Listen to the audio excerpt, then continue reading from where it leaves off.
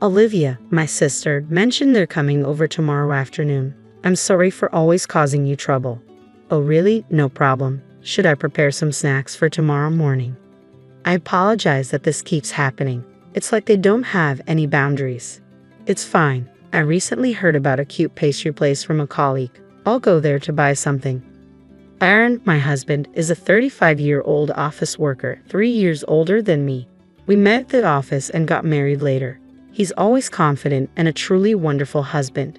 He's such a nice guy and he is popular with the ladies. He is 178 centimeters tall and looks slim with a well-proportioned face. It wouldn't be an exaggeration to say 100 out of 100 people would find him handsome. If he's good-looking and considerate, it's not surprising he is popular. However, it may be surprising that such a man married a tomboyish woman like me. Whatever age looks, especially his sisters, seem to feel strongly about this. Aaron, look, I got the recipe from my shop and made this myself. Wow, you cooked this. That's a surprise. You've never cooked before. Great job. Isn't this cool? I will enjoy it with Olivia later. Aaron, guess what? I've been getting a lot of praise at my new job. They say I'm good at what I do. Amelia, it sounds like things are going well for you. It's great that you're being recognized. You're doing an excellent job. The two sisters-in-law, Emma and Amelia, truly adore their brother, my husband. Even when they visit our house, they don't show much interest in me. It's tough with both of them always clinging to him and calling him Aaron. However, their deep trust and pride in him show how reliable he is. I found it in dealing with Olivia. Your bangs look weird. They're split in the middle. You should fix it. Really? Is it that noticeable? As the wife of my brother, you should look presentable. Wow, you're always so strict with looks.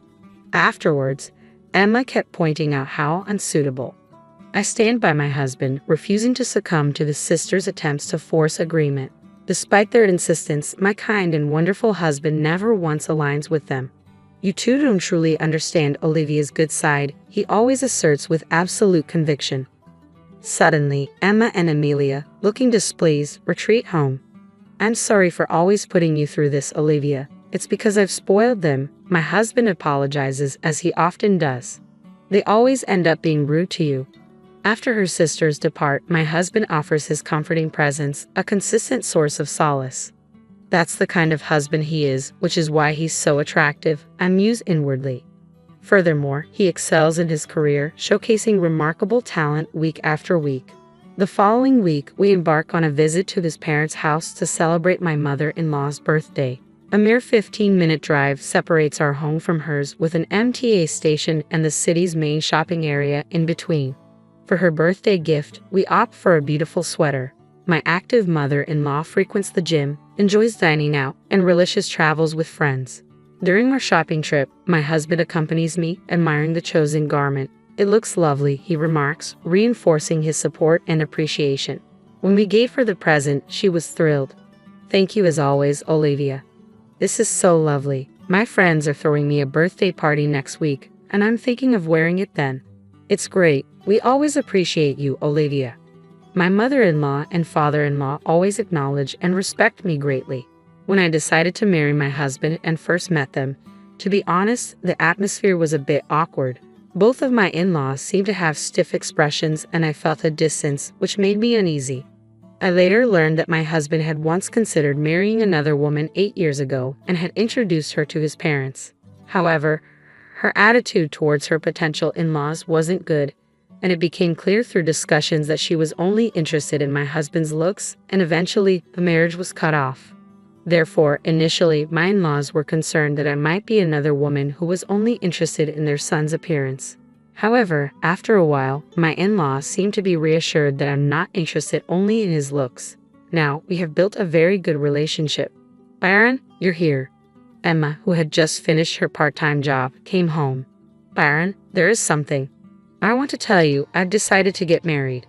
Really? Congratulations, Emma. While I was surprised to hear about Emma's decision to get married, I noticed that my in-laws looked worried. She's going to marry a man from the restaurant where she worked part-time. He is 40, 12 years older than her. I thought my in-laws were concerned about the age gap, but they were actually worried that the man seems to have no savings. Despite their warnings, Emma insisted he is wonderful and kind, perhaps even resembling her brother, and that she can persuade him to start saving money. Even though Emma feels that everything is fine, it seems that the in-laws are not so easily convinced. My husband seemed to understand the situation and said, "Is that so, Emma? Is he a good person?" He listened intently to her story about him. 2 weeks later, my sister-in-law visited our apartment again. We had dinner ready for them since they were coming in the evening. As we all enjoyed dinner together, my husband said, "This hamburger steak is one of Olivia's specialties. It's so delicious, right?" I immediately reacted with apparent annoyance. "It doesn't seem like a big job. I can cook this too. Don't act like you're a good chef, Olivia." Exactly. Making hamburger steak is too easy. Despite this, the topic turned to Emma's impending marriage. "Emma, don't you think it's a bit too soon? Haven't you only been dating for 2 months? Maybe you could take a bit more time to get to know each other better," my husband suggested. Emma, usually obedient to him, grew angry. "Mind your own business, Aaron. I've already made up my mind. He might seem unreliable, but he is a kind and good person. I love him. He may not be impressive, but he's honest and cute. I'm going to marry him." "Emma, even though he is 20 years older than you, I don't see him as the honest and cute person you are imagining. It might be better to watch and wait a bit." "Why are you intervening too? Are you mocking me? Who do you think you are?" "That's right. Emma has made up her mind. Let's go, Amelia. I've had enough." In anger, Emma left her apartment with Amelia. Several days later, "Amelia, I've come up with something interesting." "What is it?" "Remember last time when Olivia started to act like a big sister?" It seemed Emma was still angry about the advice that I've given her about her marriage. Emma's interesting idea was, one day, I stopped at an ATM on my way home from work. There was a credit card left at the ATM. The card belonged to someone named Isabella Smith, coincidentally having the same surname as me, Smith. A sticker with the PIN number was attached, making the card easily usable by anyone. As I learned to turn it into the police, I constantly ran into my sister's in-laws on my way. "Hey Olivia, are you on your way home right now?" Emma asked. "Yes, I am. It's rare to see you here," I replied. "Olivia, I'm really hungry. Can you treat us to some food?" Emma requested. I was very surprised. This was so unlikely of her. "Really? Of course I would. Let me check with Aaron. Just wait a moment." When I sent a message to Aaron, he replied saying he'd be late and told me to go ahead. "What are you in the mood to eat?" I asked. "I'd like some pasta," Emma said. "Me too. I want pasta," Amelia chimed in. Following their request, the three of us headed to a fancy Italian restaurant. Emma ordered pescatelle and Amelia ordered bolognese. I ordered carbonara. We talked about my husband while eating, enjoying hearing stories of how he protected them from bullies and helped them with their studies. Our pasta arrived, and as we were eating and chatting, suddenly Amelia exclaimed, "Oh, I'm sorry." Some of her bolognese sauce had splashed onto my white shirt, leaving a big stain. "Olivia, you might want to go to the restroom to clean that stain," Emma suggested. "You're right, I should," I agreed. Heading to the restroom, I left my seat with just my handkerchief. By the time I returned as the boss had finished their meals, quickly I ate the remaining pasta and we left the restaurant. "I'm really sorry about staining your shirt," Amelia apologized. "It's all right, it wasn't a special shirt anyway," I reassured her. "Thanks for the treat today," Emma said. "You're welcome. It was really fun hearing stories about Aaron. Let's do it again," I suggested. "Yeah, let's. See ya. Take care," they bid farewell. It was so happy to finally have a proper conversation with my sisters-in-law. However, I completely forgot about the credit card I had collected at the ATM. Turns out, Emma had gotten a hold of it. "That was so easy. That stupid woman, she's so clueless," Emma remarked. "It's not like I wanted her to treat us to a meal. She really should have noticed. She said the shirt wasn't special, right? Well, it didn't look expensive. Also, she has a card made under the fake name Mia," Amelia added. "Really? That's suspicious. People say you can judge a book by its cover." "Hey, what if she was a criminal?" Emma pondered. Their aim was not a dinner together, but my credit card. Specifically, Emma wanted to use my card to pay for an extravagant honeymoon. However, I did not have a credit card. But that evening, Emma booked her honeymoon to Hawaii using the card. I discovered it was an extravagant plan involving a stay at a luxury hotel. The following month, I heard from Aaron that Emma got married without the ceremony and left for her honeymoon. Emma kept talking about marriage, but I thought she was just dreaming. I wonder if she is alright. I have a feeling there's something off about her partner. While having dinner with my husband, I got a call from Emma. As soon as I answered, I heard an extremely excited voice say, "Thanks for the $30,000 gift." "Wait, Emma, aren't you on your honeymoon in Hawaii?" I asked. "That's right, I'm calling from Hawaii right now," she exclaimed. "Sounds like you're having fun, but what do you mean by a $30,000 gift? I paid for this entire animal with your credit card, so you will have to cover the church," Emma revealed. "What do you mean? I used your credit card to pay for everything," she confessed. "What? I don't have a credit card," I exclaimed. "Huh? I thought this card was yours," Emma replied, confusion evident in her voice. After a while, Emma returned from her honeymoon. She was questioned by Aaron and the in-laws for the details, and she eventually spilled the beans. According to Emma, she wanted to go on a honeymoon and also wanted to get back at me for interfering in her marriage. She thought it would be a good idea to pay for the honeymoon using my credit card. She had plotted beforehand, unbeknownst to me, and using the excuse of treating me to a meal, she stole the credit card from my bag. However, the credit card was not mine. Emma committed a crime by unauthorized use of a stranger's credit card, spending $30,000 in total. This is a serious issue. We contacted the credit card company and tried to negotiate a settlement with the owner. Surprisingly, the credit card owner turned out to be our relative, Isabella. Considering the family relationship, we thought the settlement would go smoothly. However, this particular relative was quite eccentric. For some reason, she had a grudge against my mother-in-law and was not someone who would easily forgive us. Together with my in-law's husband and Emma, we visited Isabella's house to apologize. I deeply apologize for what Emma has done. Of course, we will immediately return the $30,000. Isn't this an unauthorized card usage? Doesn't she know that this is a serious crime? Of course, Emma always acts without thinking of the consequences, and this time she used $30,000. We are truly sorry. Give me a reason why I shouldn't go to the police. Forgive her. We're family, right? A crime is a crime, whether we are related or not. It doesn't matter. Also, will Emma herself repay the $30,000 she used without permission? Emma is a part-timer with no savings, so I will initially take on the responsibility of repayment. Do you think just repaying the money will resolve this? Don't joke with me. The discussion between the father-in-law and Isabella didn't progress and ended up dragging on, finally deciding to discuss it again on another day. Later, on the third visit, Isabella finally agreed to the father-in-law paying the $30,000. Moreover, she then demanded an additional compensation of $5,000. The father-in-law complied, even with this unreasonable demand, and transferred a total of $35,000 to the end account. Subsequently, Emma ended up owing $35,000 to her father. To ensure she wouldn't default, a legally valid promissory note was also prepared. Emma's husband, who went on a honeymoon to Hawaii with her, disappeared as soon as he found out about Emma's debt of $35,000.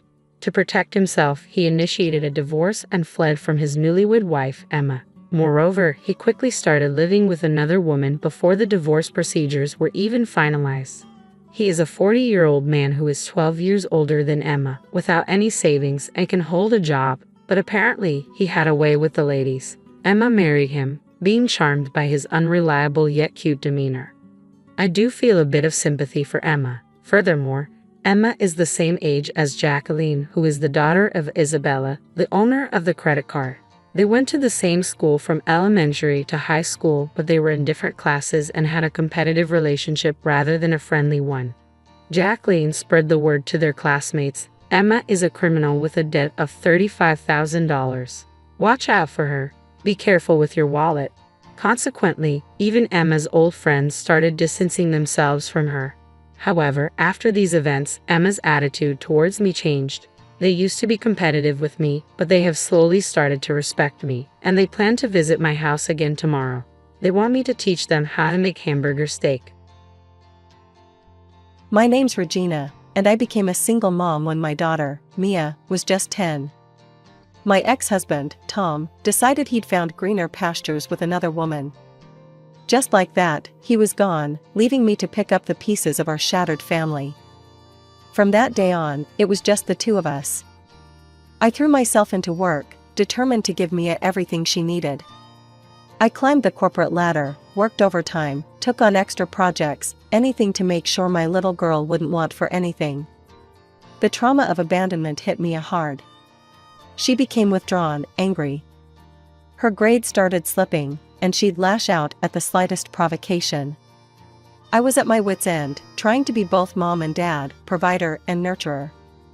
Finally, I decided to take her to a psychologist. Dr. Sarah was kind and patient, but even she struggled with Mia's anger. "Your daughter's dealing with a lot of pain," she told me after one particularly difficult session. "It's going to take time, Regina. Be patient with her." Years passed, and things got better, or so I thought. Mia seemed to be healing, growing into a beautiful, intelligent young woman. But there was an undercurrent of resentment that I couldn't quite place. It wasn't until I started trying to date again that I realized the full extent of the damage Tom had done. Every time I'd meet someone new, someone who might actually be interested in me as more than just Mia's mom, she'd fly off the handle. The first time it happened, I was blindsided. I'd been seeing Mark for a few weeks, and things were going well. He was kind, funny, and he seemed to genuinely care about me. I thought it was time for him to meet Mia. "Honey," I said one morning over breakfast, "I've invited someone over for dinner tonight. His name's Mark, and I want the two most important people in my life to know each other." She stared at me, her eyes narrowing. "Is he your boyfriend or something?" I hesitated, not sure how to answer. "We've been seeing each other, yes. But it's not serious yet. That's why I want you to meet him." "No," she said flatly. "I don't want to meet him. I don't want him in our house. Cancel the dinner." I was shocked. "Mia, sweetie, I know this might be difficult for you, but..." "Difficult?" she shouted, standing up so suddenly her chair fell backward. "You think this is difficult? You want to abandon me like he did? To start a new family and forget all about me?" She stormed out of the kitchen, leaving me alone with my cold coffee and a sinking feeling in my stomach. I should have known then that this was just the beginning. Despite Mia's outburst, I decided to go ahead with the dinner. I thought maybe if she met Mark, she'd see he wasn't a threat. God, was I wrong? Mark arrived at 7, looking nervous but eager. I introduced him to Mia, who barely looked at him. "Nice to meet you, Mia," he said, extending his hand. "Your mom's told me a lot about you." Mia ignored his hand. "I bet she has," she muttered. The tension was thick as we sat down to eat. I tried to keep the conversation light, but Mia's one-word answers and glares made it difficult. Halfway through the meal, Mark made an innocent comment about how nice it was to have a home-cooked dinner. That's when Mia exploded. "Oh, I'm sure you'd love to have this all the time, wouldn't you?" she sneered. "Playing happy families with my mom?" "Mia," I warned, but she was just getting started. "What, Mom? Isn't that what this is? You trying to replace Dad? Trying to throw me away like he did?" "That's not what this is at all," I said, my voice shaking. "I'm just trying to..." "To what? To ruin everything?" Mia stood up, her chair scraping loudly against the floor. "Well, guess what? I won't let you." Before I could react, she grabbed her plate and hurled it to the floor. The crash of breaking china was deafening in the sudden silence. "Mia," I gasped. "What are you doing?" But she wasn't listening. She grabbed another plate, then another, smashing them on the ground. Food and broken dishes were everywhere. "This is our home," she screamed. "Ours, not his." Mark stood up, looking shell-shocked. "I think I should go," he said quietly. After Mark left, Mia locked herself in her room. I spent the night cleaning up the mess, tears mixing with the soapy water as I scrubbed the floor. The next day, Mia acted like nothing had happened. But something had changed. From that day on, any attempt I made to date was met with hostility and tantrums. Years passed, and I found myself pushing away anyone who showed interest in me. It was easier than dealing with Mia's reactions. I told myself it was temporary, that once Mia was older, she'd understand. But deep down, I knew I was just making excuses. When Mia graduated high school, I was so proud. Despite everything, she'd done well in school and gotten into a good college. I thought maybe now, things would change.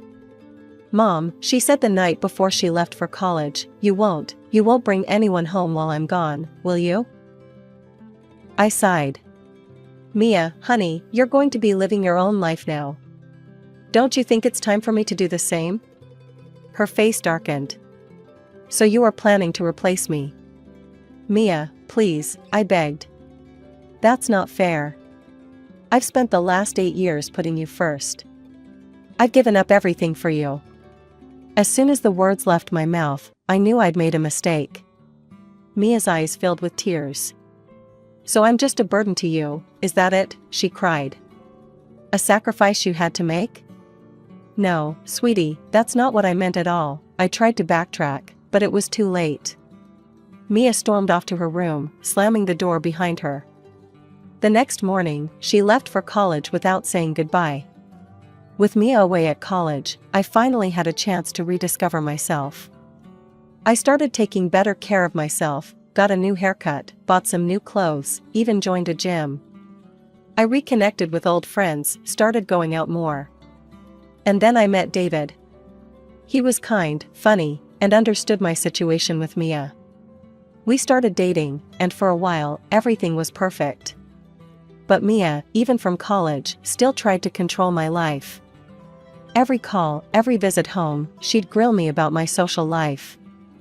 "Mom, you haven't let anyone into our house, have you?" she'd demand. I tried to reason with her. "Honey, you're living your own life now.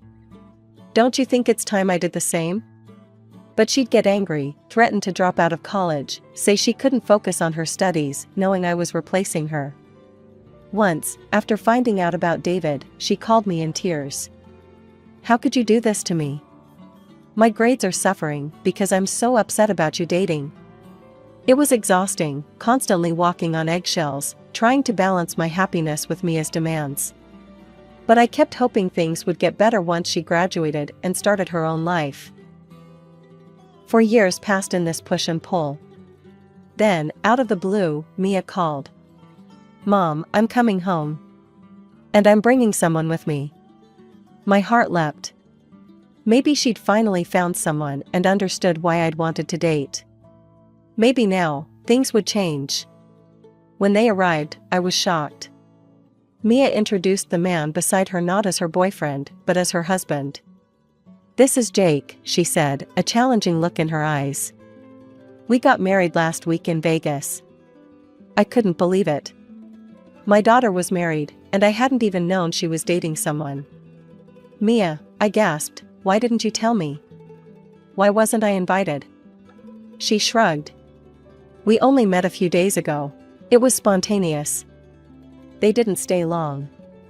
As they were leaving, I hugged Mia tightly. "I hope you'll be very happy," I whispered, trying to ignore the knot of worry in my stomach. For 6 months, I heard little from Mia. I tried to give them space, hoping they were settling into married life. Then, one rainy night, Mia showed up at my door, mascara streaking down her face. "He cheated on me," she sobbed. "I found him with another woman. We're getting divorced." Mia moved back in, quickly found a job, but showed no signs of looking for her own place. And I, remembering how she'd reacted to my attempts at independence, didn't push her. I was 46, Mia was 24, and we were settled into an uneasy coexistence when the doctor delivered the news that shattered our world. I had intestinal cancer. The diagnosis hit me like a freight train. Cancer. The word alone was terrifying. When I told Mia, she broke down in tears. "Mom," she sobbed, clinging to me, "I'll take care of you. I promise. We'll get through this together." In that moment, all our past conflicts seemed to melt away. I quit my job, thankful for the savings I'd squirreled away over the years. At least we wouldn't have to worry about money on top of everything else. The chemotherapy started, and with it came a host of new challenges. I was constantly exhausted, nauseous, and in pain. Mia took time off work to care for me, and at first, she was attentive and enthusiastic. But as the days wore on, the reality of my condition began to wear on her. The cancer had wreaked havoc on my digestive system. I struggled to use the bathroom, often needing help to clean myself afterward. It was humiliating, but I had no choice. After particularly rough chemo sessions, I'd be too weak to even make it to the toilet. I started noticing changes in Mia's behavior. The loving concern in her eyes was gradually replaced by something else, disgust. She'd wrinkle her nose when she came near me, complaining about the smell. "Mom, you stink," she'd say, not even trying to hide her revulsion. "Can't you do something about it?" I wanted to scream at her, to remind her that I was fighting for my life, that I couldn't control what the cancer and chemo were doing to my body. But I bit my tongue. She was trying, in her own way, and that had to be enough. One day, after a particularly difficult morning, Mia approached me with a determined look on her face. "Mom, I think I need to go back to work," she said, not quite meeting my eyes. "We should hire a nurse to take care of you." I nodded, trying to hide my disappointment. "I understand. We'll look into getting a nurse." The clinic where I was receiving treatment assigned a nurse named Sarah to help me at home. She was a godsend, strong, capable, and unfailingly kind. She handled my hygiene needs efficiently and without a trace of disgust. "Don't you worry, Regina," she'd say cheerfully as she helped me clean up. "We'll have you feeling fresh as a daisy in no time." With Sarah's help, my quality of life improved dramatically. But Mia wasn't happy about the arrangement. "I don't like having a stranger in our house all the time," she complained. "It's invasive." I tried to explain that Sarah was necessary for my care, but Mia wouldn't listen. Then, one evening, she dropped a bombshell. "Mom, I've been thinking," she said, her voice carefully neutral. "Maybe it would be better if you moved to a specialized care facility. I could look after the house, and you'd get round-the-clock care." I stared at her, shocked. "No, I'm not leaving my home. This is where I'm comfortable, and this is where I'm going to fight this cancer." Mia's face clouded over with anger and frustration. "Fine," she snapped. "Have it your way." As she stormed off, I felt a deep sadness settle over me. I was fighting for my life, but it felt like I was losing my daughter in the process. As the chemo treatments continued, my body waged war against itself. Each day brought new challenges, new indignities. But nothing prepared me for the day my hair started falling out in clumps. I was in the bathroom, running my fingers through my long, once beautiful hair, when a handful came away in my palm. I stared at it, numb with shock. Mia's shriek jolted me back to reality. "Mom, there's hair everywhere. I'm sick of cleaning it up." I looked at her, standing in the doorway, her face twisted in disgust and frustration. In that moment, I made a decision. "Sarah," I called weakly to my nurse. "Could you please cut my hair?" As Sarah carefully sheared away my locks, I caught sight of Mia in the mirror. Instead of offering support or comfort, she was laughing. "You look like an alien," she snickered. "Maybe you should get a wig." Her words cut deeper than any surgeon's scalpel. That night, after Sarah had gone home and Mia had retreated to her room, I cried silently into my pillow. Where had I gone wrong? How had my sweet little girl turned into this cruel stranger? Weeks passed, and I continued my battle against cancer. Every day was a struggle, but I was determined to fight. Then, one afternoon, Mia dropped another bombshell. "Mom, I'm having some friends over for my birthday next week," she announced casually. I blinked in surprise. "Here? Honey, I don't think that's a good idea." The noise. "I need rest." Mia's face hardened. "If you don't like it, you can go somewhere else for the night." "Actually, that might be better. I won't have to be embarrassed by you in front of my friends or deal with the smell." Her words hit me like a physical blow. I'd been bedridden for days, barely able to move. But in that moment, fury gave me strength. I pushed myself up, fixing her with a glare that would have made my own mother proud. "This is my house," I said, my voice low and dangerous. "If you don't like living here with me, you're welcome to leave." Mia's eyes widened in shock, then narrowed in anger. "You're so selfish," she screamed. "All you think about is yourself. You know what? It would be better for everyone if you just died already. Then you'd stop being such an inconvenience to everyone around you." The room fell silent. I stared at my daughter, unable to believe the words that had just come out of her mouth. In her eyes, I saw no trace of the little girl I'd raised, no hint of love or compassion. Just cold, hard anger. "Get out," I shouted, surprising even myself with the force in my voice. "Pack your things and get out of my house, now."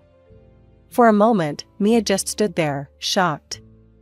Then, with a scream of frustration, she stormed off to her room. I could hear her throwing things into bags, slamming drawers.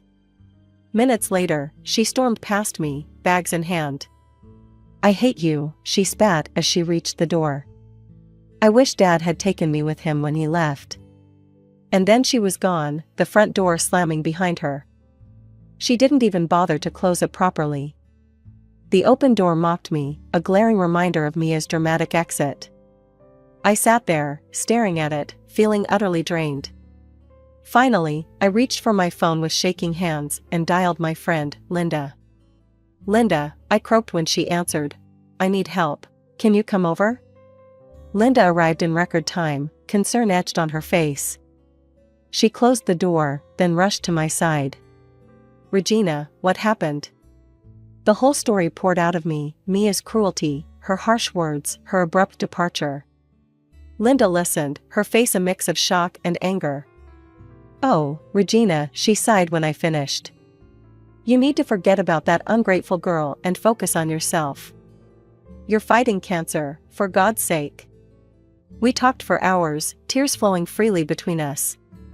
As the sun began to set, casting long shadows across the living room, I came to a painful realization. "It's my fault," I whispered. "I raised her to be this way. I always put her needs first, ignored my own. I thought I was being a good mother, but I was just teaching her to be selfish. From now on, I'm going to be selfish. I'm going to think about myself for once." True to my word, I threw myself into my treatment with renewed vigor. Sarah, my nurse, was a godsend, helping me through the worst days with gentle care and unwavering support. 2 more rounds of chemotherapy followed. They were brutal, leaving me weak and nauseous, but I refused to give up. All the while, my phone remained silent. No calls, no texts from Mia. I tried to tell myself it was for the best, that I needed to focus on my health, but the silence hurt more than I cared to admit. Months passed. Then, during a routine checkup, my doctor smiled at me, really smiled, for the first time since my diagnosis.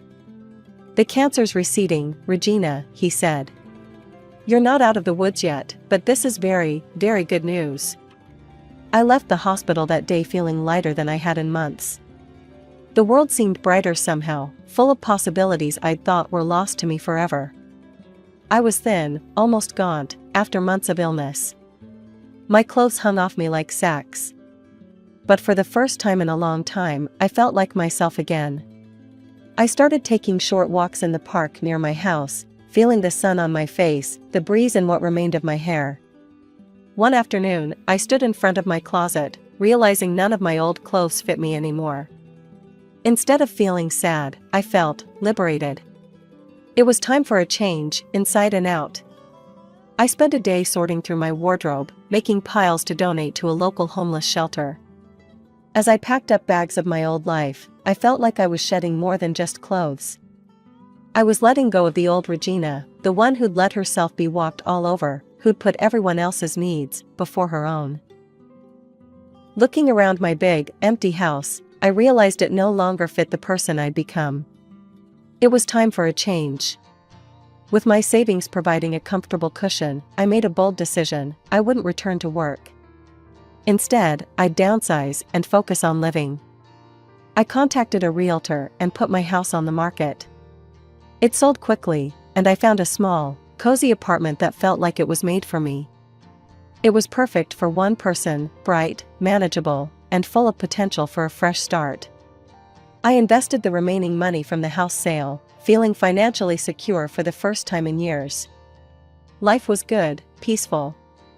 I spent my days exploring my new neighborhood, trying new hobbies, and simply enjoying the act of being alive. Then, 3 months after I'd settled into my new life, I received an unexpected call. It was the realtor who'd handled the sale of my old house. "Mrs. Walker," he said, sounding uncomfortable, "the new owners of your old house are having some issues. They've asked for your contact information. Is it all right if I give them your number?" Curious and a little concerned, I agreed. Shortly after, my phone rang again. This time, it was the new owner, a Mr. Thompson. "Mrs. Walker," he began, his voice tense, "I'm sorry to bother you, but something strange happened today. A young woman tried to break into our house. She tried to use a key at first, then started trying to force the door open. When I confronted her, she became hysterical, screaming that this was her house, that she should inherit it after her mother's death." The blood drained from my face. Mia. It had to be Mia. She thought I was dead and had come to claim her inheritance. "I'm so sorry, Mr. Thompson," I said, my voice shaking. I think that might have been my daughter. We'd been estranged. She must have assumed." "Your daughter?" He sounded shocked. "But she said you were dead." "I've been very ill, we haven't spoken in months," I explained, not wanting to go into details. "Mr. Thompson, could I ask a favor? If she comes back, would you call me?" He agreed, and we ended the call. Part of me wanted to ignore it, to continue with my new, peaceful life. But I knew I couldn't. This confrontation had been coming for a long time. It was time to face Mia, to finally say all the things I should have said years ago. The call came sooner than I expected. Just a day after my conversation with Mr. Thompson, my phone rang. "She's here," Mr. Thompson said, his voice tense. "And she's causing quite a scene." I took a deep breath, steeling myself for what was to come. "I'm on my way." The drive to my old house felt surreal. As I pulled up, I could hear the shouting before I even got out of the car. Mia's voice, shrill and angry, carried across the yard. "This is my house," she was screaming at the Thompsons, who stood on the porch looking shocked and frightened. "Get out now." I stepped out of my car, and for a moment, the world seemed to freeze. Mia turned, her eyes landing on me. The look of shock on her face quickly morphed into one of fury. "You," she spat. "You're supposed to be dead." I felt a calm settle over me, a stark contrast to the chaos unfolding around us. "I'm sorry to disappoint you, Mia," I said, my voice steady. Mia's face contorted with rage. "What's going on? Why are these people in our house?" "It's not our house anymore, Mia," I explained. "I sold it."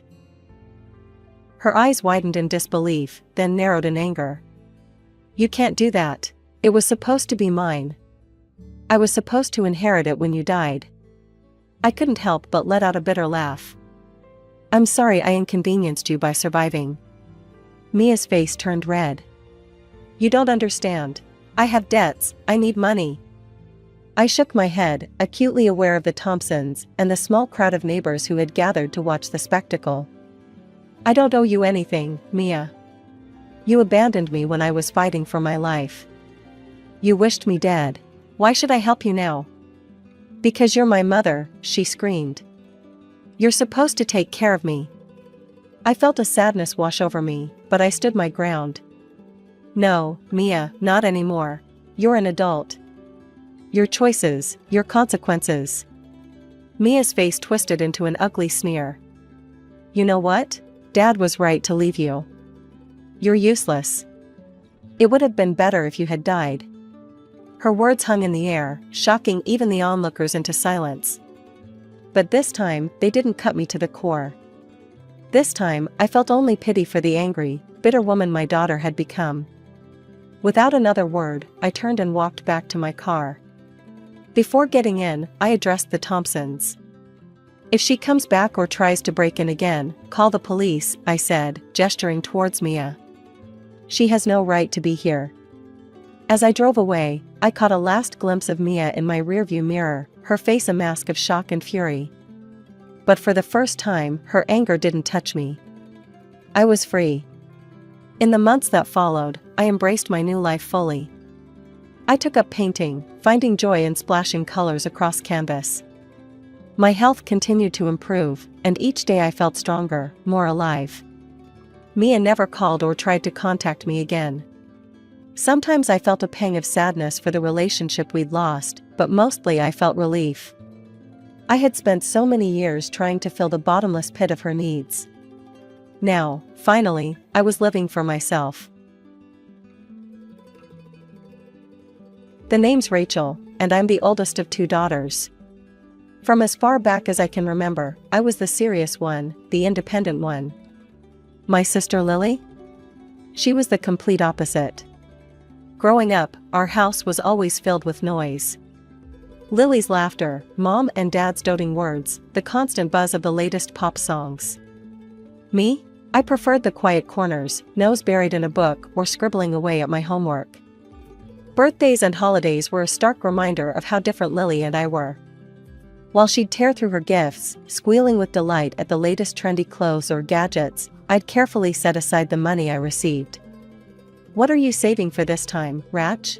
Dad would ask, a hint of pride in his voice that never quite reached his eyes. "A laptop for studying," I'd reply. "The library computers are always full." He'd nod, but I could see the disconnect. They never quite understood why I didn't want the things other girls my age did. Lily, on the other hand, was a whirlwind of ever-changing styles and demands. "Mom, did you see the new iPhone? Everyone at school has one. I need it." And just like that, she'd have it.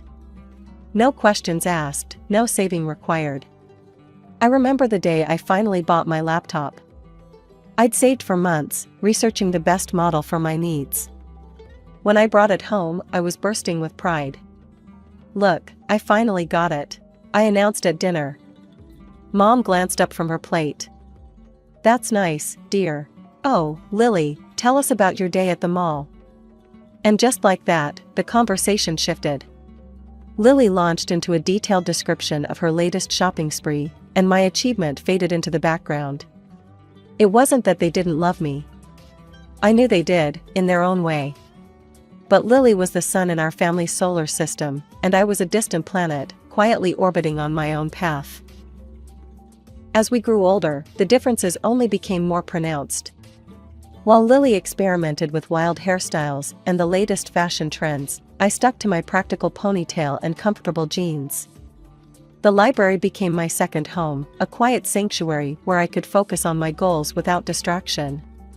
When it came time for college, I threw myself into applications with the same determination I'd shown throughout high school. I spent countless nights perfecting my essays, researching scholarships, and studying for entrance exams. The day I received my acceptance letter, along with a full scholarship, was one of the proudest moments of my life. I burst into the kitchen, waving the letter. "Mom, Dad, I got in. Full ride." Mom looked up from where she was helping Lily with her makeup. "Oh, that's nice, dear." "Lily, hold still, I'm trying to get this eyeliner perfect." Dad glanced over his newspaper. "Good job, Rachel." We expected nothing less. Their lukewarm response stung, but I was used to it. I retreated to my room, clutching the letter to my chest. This was my ticket out, my chance to prove myself. Meanwhile, Lily barely scraped through high school. The day she brought home her mediocre report card, I expected our parents to finally show some disappointment. Instead, they rallied around her. "Oh, sweetie, don't worry about it," Mom cooed, stroking Lily's hair. "College isn't for everyone. You're talented in so many other ways." Dad nodded in agreement. "That's right, princess.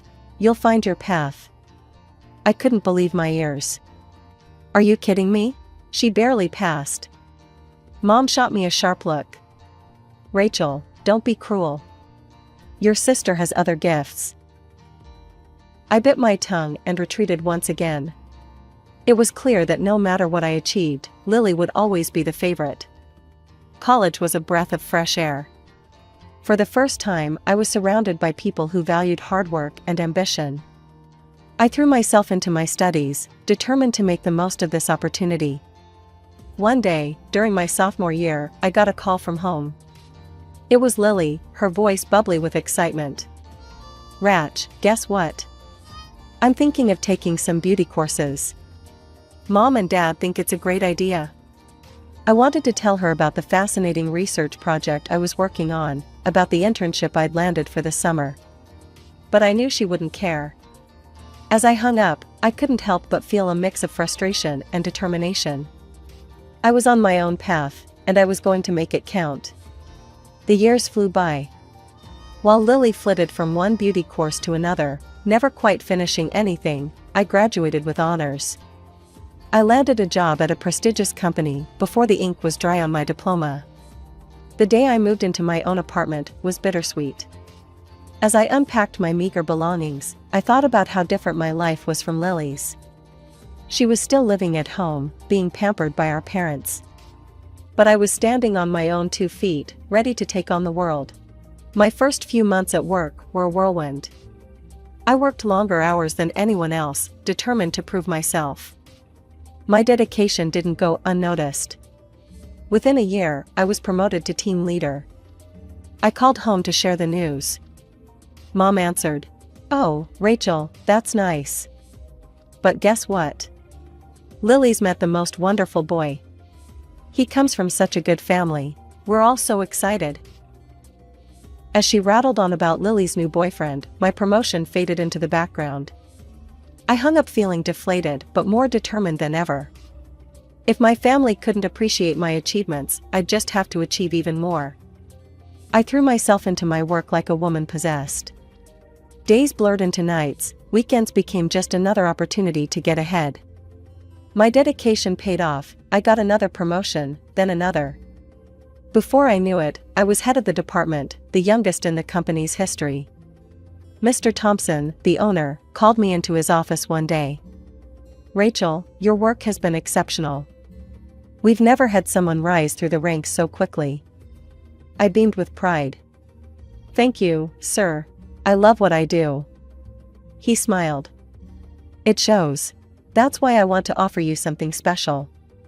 We have a program for our top employees, a chance to buy an apartment at a significant discount. You've more than earned it." The next few weeks were a whirlwind of paperwork and planning.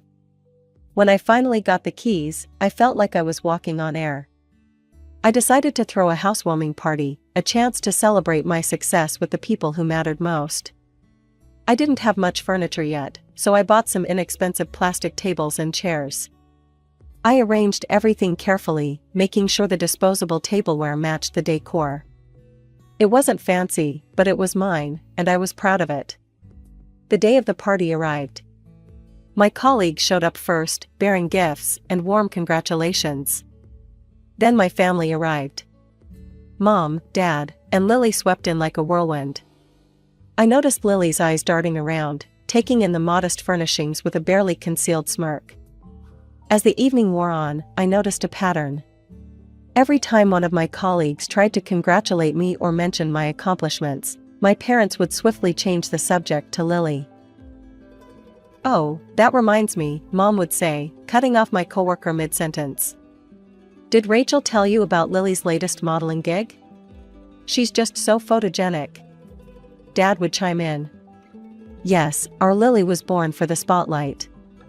Such natural talent." I saw the confused and slightly horrified looks on my colleagues' faces. I wanted to sink into the floor. Lily, for her part, basked in the attention. "Oh, Mom, stop it," she'd say with a giggle, clearly loving every moment. Finally, mercifully, my family left. As soon as the door closed behind them, my coworker Sarah turned to me, her eyes wide. "Rachel, what the hell was that?" she asked, her voice low and concerned. I shrugged, trying to play it off. "Oh, that's just how they are." Another colleague, Mark, shook his head. "No, Rachel, that's not normal. Are you okay? Do you need help?" I felt a lump forming in my throat. Their concern was touching, but also embarrassing. "Guys, really, it's fine. I'm used to it. Who wants another drink?" As I busied myself in the kitchen, I could hear them whispering, their concern palpable. I blinked back tears, determined not to let them see how much my family's behavior had affected me. After the housewarming fiasco, I threw myself back into work with renewed vigor. Months flew by, and slowly but surely, I transformed my apartment into a space that truly felt like home. Every piece of furniture, every splash of color on the walls was a testament to my hard work and independence. One sunny Saturday, I decided to treat myself to something I'd been eyeing for a while, a car. Nothing flashy, just a reliable sedan that would get me from point A to point B. As I drove it home, I couldn't help but feel a sense of pride. This was mine, bought with my own money, a symbol of my success. I hadn't planned on telling my family, but news travels fast. The phone rang that evening, and Lily's voice chirped through the speaker. "Rach, I heard you bought a car." "That's nice," she said, her tone suggesting it was anything but. You're really doing this the hard way. All this working and saving, it's so unnecessary." I felt my hackles rise. "What do you mean?"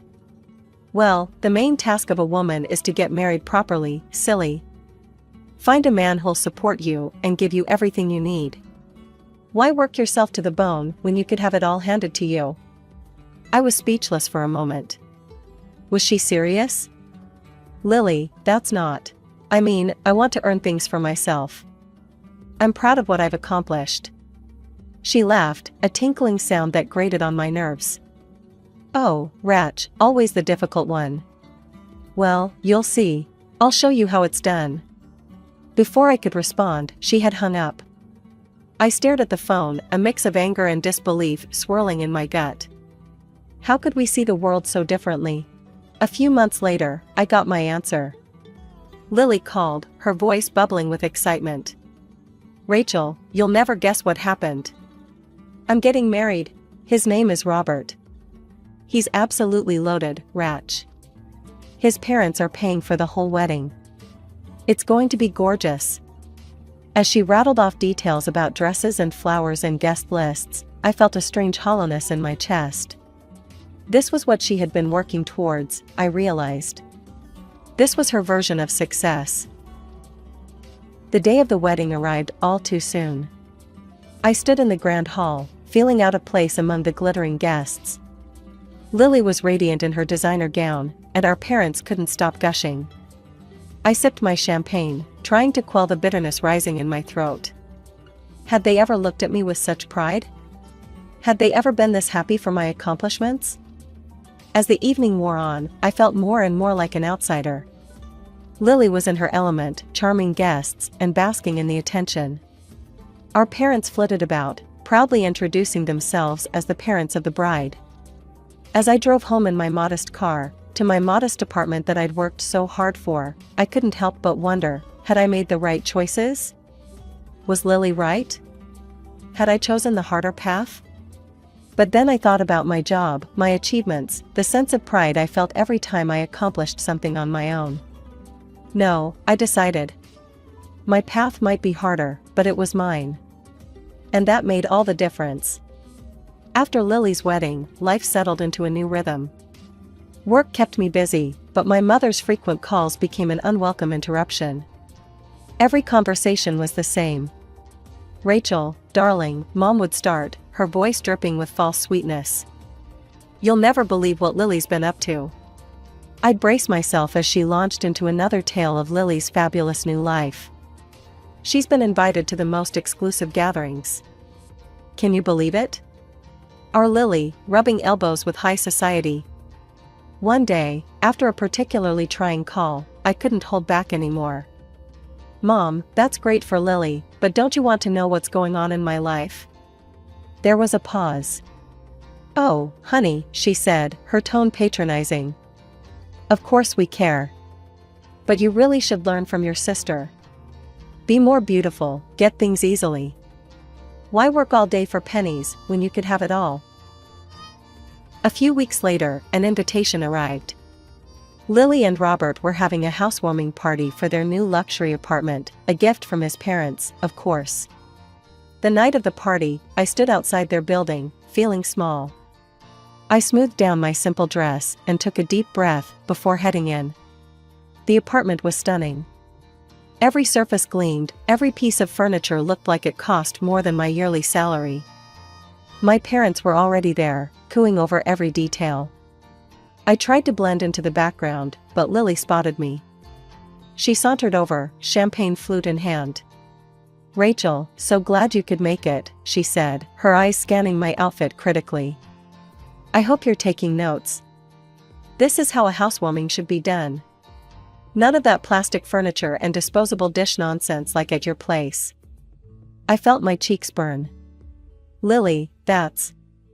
But she was already moving on, leaving me with the sting of her words. The weeks that followed were a parade of Lily's extravagance. She seemed to buy everything in sight, always the most expensive option. Then came the car. I was leaving work one evening when a sleek sports car pulled up beside me. The window rolled down, revealing Lily's smug face. "Like it?" she preened. "Just a little gift from Robert. Thought I'd take it for a spin." I glanced at my reliable but unremarkable sedan. "It's very nice, Lily." She followed my gaze and laughed. "Oh, Rachel. Always settling for less. You'll always be working for others, while I live the good life. Ta-da." 2 years flew by in a blur of spreadsheets, meetings, and promotions. While I climbed the corporate ladder, Lily seemed content to climb from one shopping spree to the next. Our paths couldn't have been more different, but I'd made my peace with it. Or so I thought. It was a regular Tuesday when my world tilted on its axis. Mom called, her voice uncharacteristically shaky. "Rachel, it's Lily. She's back home. Robert left her. He said she was too shallow, too focused on spending his money. Called her stupid, can you believe it? He had her sign a prenup, so she's got nothing." I felt a mix of emotions, shock, concern, and if I'm being honest, a tiny flicker of vindication. I squashed it down immediately, ashamed of myself. "I'm coming over," I said, already grabbing my keys. When I arrived at my parents' house, it was like walking into a war zone. I could hear Lily's screams from the driveway. Inside, it was worse. Lily was in the living room, mascara streaking down her face, her designer clothes torn. She was throwing anything she could get her hands on, vases, picture frames, cushions. "He can't do this to me," she shrieked. "I'm Lily. I'm beautiful. I'm perfect." Mom and Dad fluttered around her, trying to calm her down. "Sweetie, please," Mom pleaded. "We'll figure this out. Daddy will buy you a new dress, won't you, dear?" Dad nodded frantically. "Of course, princess, anything you want." I stood there, watching the scene unfold, feeling like I was in some bizarre alternate reality. This couldn't be happening. This wasn't how life was supposed to work, was it? As the days passed, Lily's tantrums didn't subside. She'd cry for hours, then scream, then demand expensive gifts to make herself feel better. Our parents, ever eager to please their favorite, complied with every request. One evening, after a particularly bad episode, I couldn't hold my tongue anymore. "Maybe," I said cautiously, "Lily should consider getting a job? It might help her appreciate the value of money and give her something to focus on besides all this." The room went dead silent. Then all hell broke loose. Lily's face contorted in rage. "A job like you? Slaving away day after day like some peasant?" She burst into tears and ran upstairs, slamming her door so hard the house shook. Before I could process what had happened, Mom and Dad rounded on me. "How dare you?" Mom hissed. Your sister is going through a terrible time, and you suggest she lower herself to your level? But I didn't mean, I tried to explain, but they weren't listening. Get out, Dad said, his voice cold. Get out of this house right now. Mom pointed to the door. Out. And don't come back until you can be supportive of your sister. In a daze, I grabbed my purse and left. As I walked into my apartment, my sanctuary, I felt a strange mix of emotions. Sadness at being rejected by my family, anger at their blindness to Lily's faults, and oddly, a sense of relief. For the first time, I saw clearly how toxic my family dynamic had been all these years. Life has a funny way of throwing curveballs when you least expect them. Just days after the blowout with my family, I received news that left me speechless. I'd won a company contest. The prize? A 4-month around-the-world cruise. In a moment of weakness, or perhaps hope, I called my parents. Maybe this good news would bridge the gap between us. Mom, Dad, you won't believe it. I won a cruise around the world. The silence on the other end was deafening. Then, my mother's cold voice cut through. Rachel, how can you be so selfish? Your sister is going through a terrible time, and you're bragging about vacations? I felt like I'd been slapped. I'm not bragging, I just thought. Mom interrupted. If you had any decency, you'd give that ticket to Lily. She needs a change of scenery. You can stay home and work, like you always do. Something snapped inside me. Years of pent-up frustration came pouring out. No, I said firmly. I won this trip. I earned it. I'm not giving it up because Lily made poor life choices. I'm going. The next few weeks were a whirlwind of preparation. I packed my bags, put my affairs in order, and on the day of departure, I turned off my phone. For the first time in years, I felt truly free. The cruise was everything I'd dreamed of and more. I watched sunsets in the Mediterranean, explored ancient ruins in Greece, marveled at the bustling streets of Hong Kong. For 4 glorious months, I was just Rachel, not the responsible older sister, not the family disappointment. Just me. But all good things must come to an end. As the ship docked back home, reality came crashing back. I turned on my phone, bracing myself for the barrage of messages. Surprisingly, there were only a few missed calls from my parents. Feeling lighter than I had in years, I headed home. But as I approached my apartment door, I heard noises inside. My heart raced. Had someone broken in? I cautiously opened the door, only to find myself face to face with Lily. She was sprawled on my couch, surrounded by shopping bags and empty takeout containers. Lily? I gasped. What are you doing here? She looked up, barely fazed by my sudden appearance. Oh, you're back. Finally. I stood there, key still in hand, trying to process the scene before me. How did you get in here? Lily rolled her eyes. Don't be dense, Rachel. I used the spare keys you gave Mom and Dad. I needed a change of scenery. Everything at home reminded me of, you know. I stood there, staring at Lily, trying to process everything. This was too much. I needed air. I'm going to the store, I muttered, grabbing my car keys and heading for the door. But when I reached the parking lot, my car was nowhere to be seen. Panic rising, I called my parents. Mom answered, her voice sickly sweet. Rachel, dear, how was your trip? Where's my car? I demanded, cutting to the chase. There was a pause. Then Dad's voice came on the line. We sold it. The world seemed to tilt on its axis. You, what? Lily needed cheering up, Mom explained, as if it was the most natural thing in the world. We used the money to take her shopping, to the spa. I couldn't believe what I was hearing. That was my car. You had no right. Now, Rachel, Dad's stern voice cut in. We're family. What's yours is ours. Don't be so selfish. Something inside me snapped. Years of pent-up frustration, resentment, and anger came pouring out. Selfish? You steal my car, invade my home, and I'm selfish? I want my money back. Now. Their response was immediate and harsh. They called me heartless, ungrateful, a disappointment. The words stung, but for the first time, they didn't break me. I hung up and marched back to my apartment. Lily was still there, oblivious to the storm raging inside me. "Get out," I said, my voice quiet but firm. Lily looked up, shocked. "What?" "Get out now." She tried to argue, to manipulate me like she always had, but I stood firm. For once in my life, I put myself first. The next day, I hired a lawyer and sued my parents for the value of the car. They were furious, threatening to disown me, to cut me out of their will. But I stood my ground. The case went to court.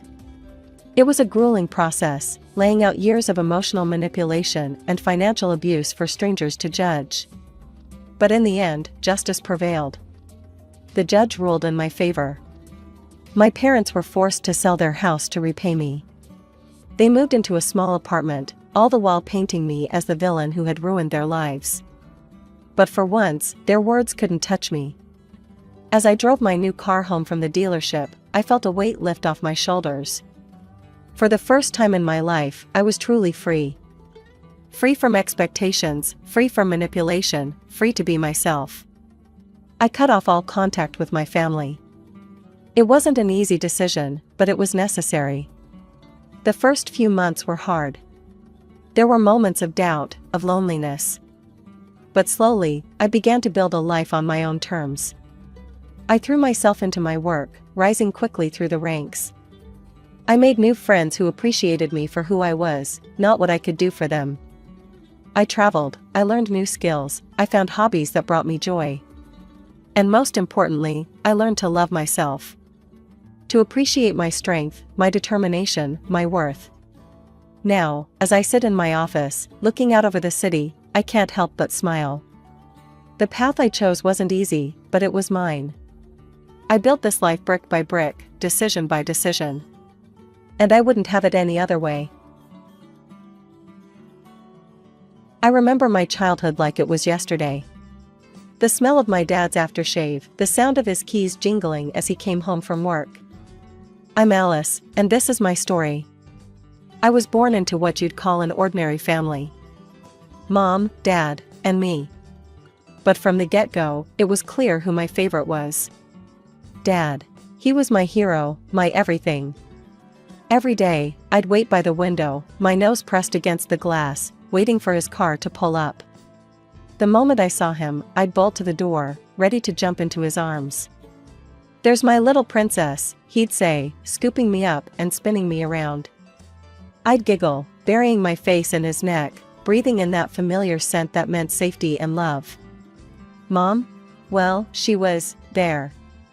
Physically, at least. Emotionally? Not so much. Sometimes I'd catch her looking at me with this weird expression, like I was some kind of burden she hadn't signed up for. But Dad made up for it. Every evening, rain or shine, we'd go for walks. He'd point out different trees, teach me about birds, or just let me ramble on about my day at kindergarten. Bedtime was the best. Dad would tuck me in, pull out a book, and transport us both to magical worlds. His voice would change for each character, making me laugh or gasp in all the right places. But when I turned 5, everything changed. I remember the day they sat me down. Mom looked relieved, Dad looked heartbroken. "Alice, honey," Dad started, his voice cracking. "Mommy and Daddy, we're not going to be living together anymore." I didn't understand at first. "Like when you go on business trips?" I asked. Mom cut in, her voice flat. "No, Alice, we're getting divorced. But don't worry, you'll be staying with your father. It's better this way." I looked at Dad, tears welling up in his eyes. He pulled me close, and I could feel him shaking. He said everything would be okay, but even at 5, I knew, nothing would ever be the same again.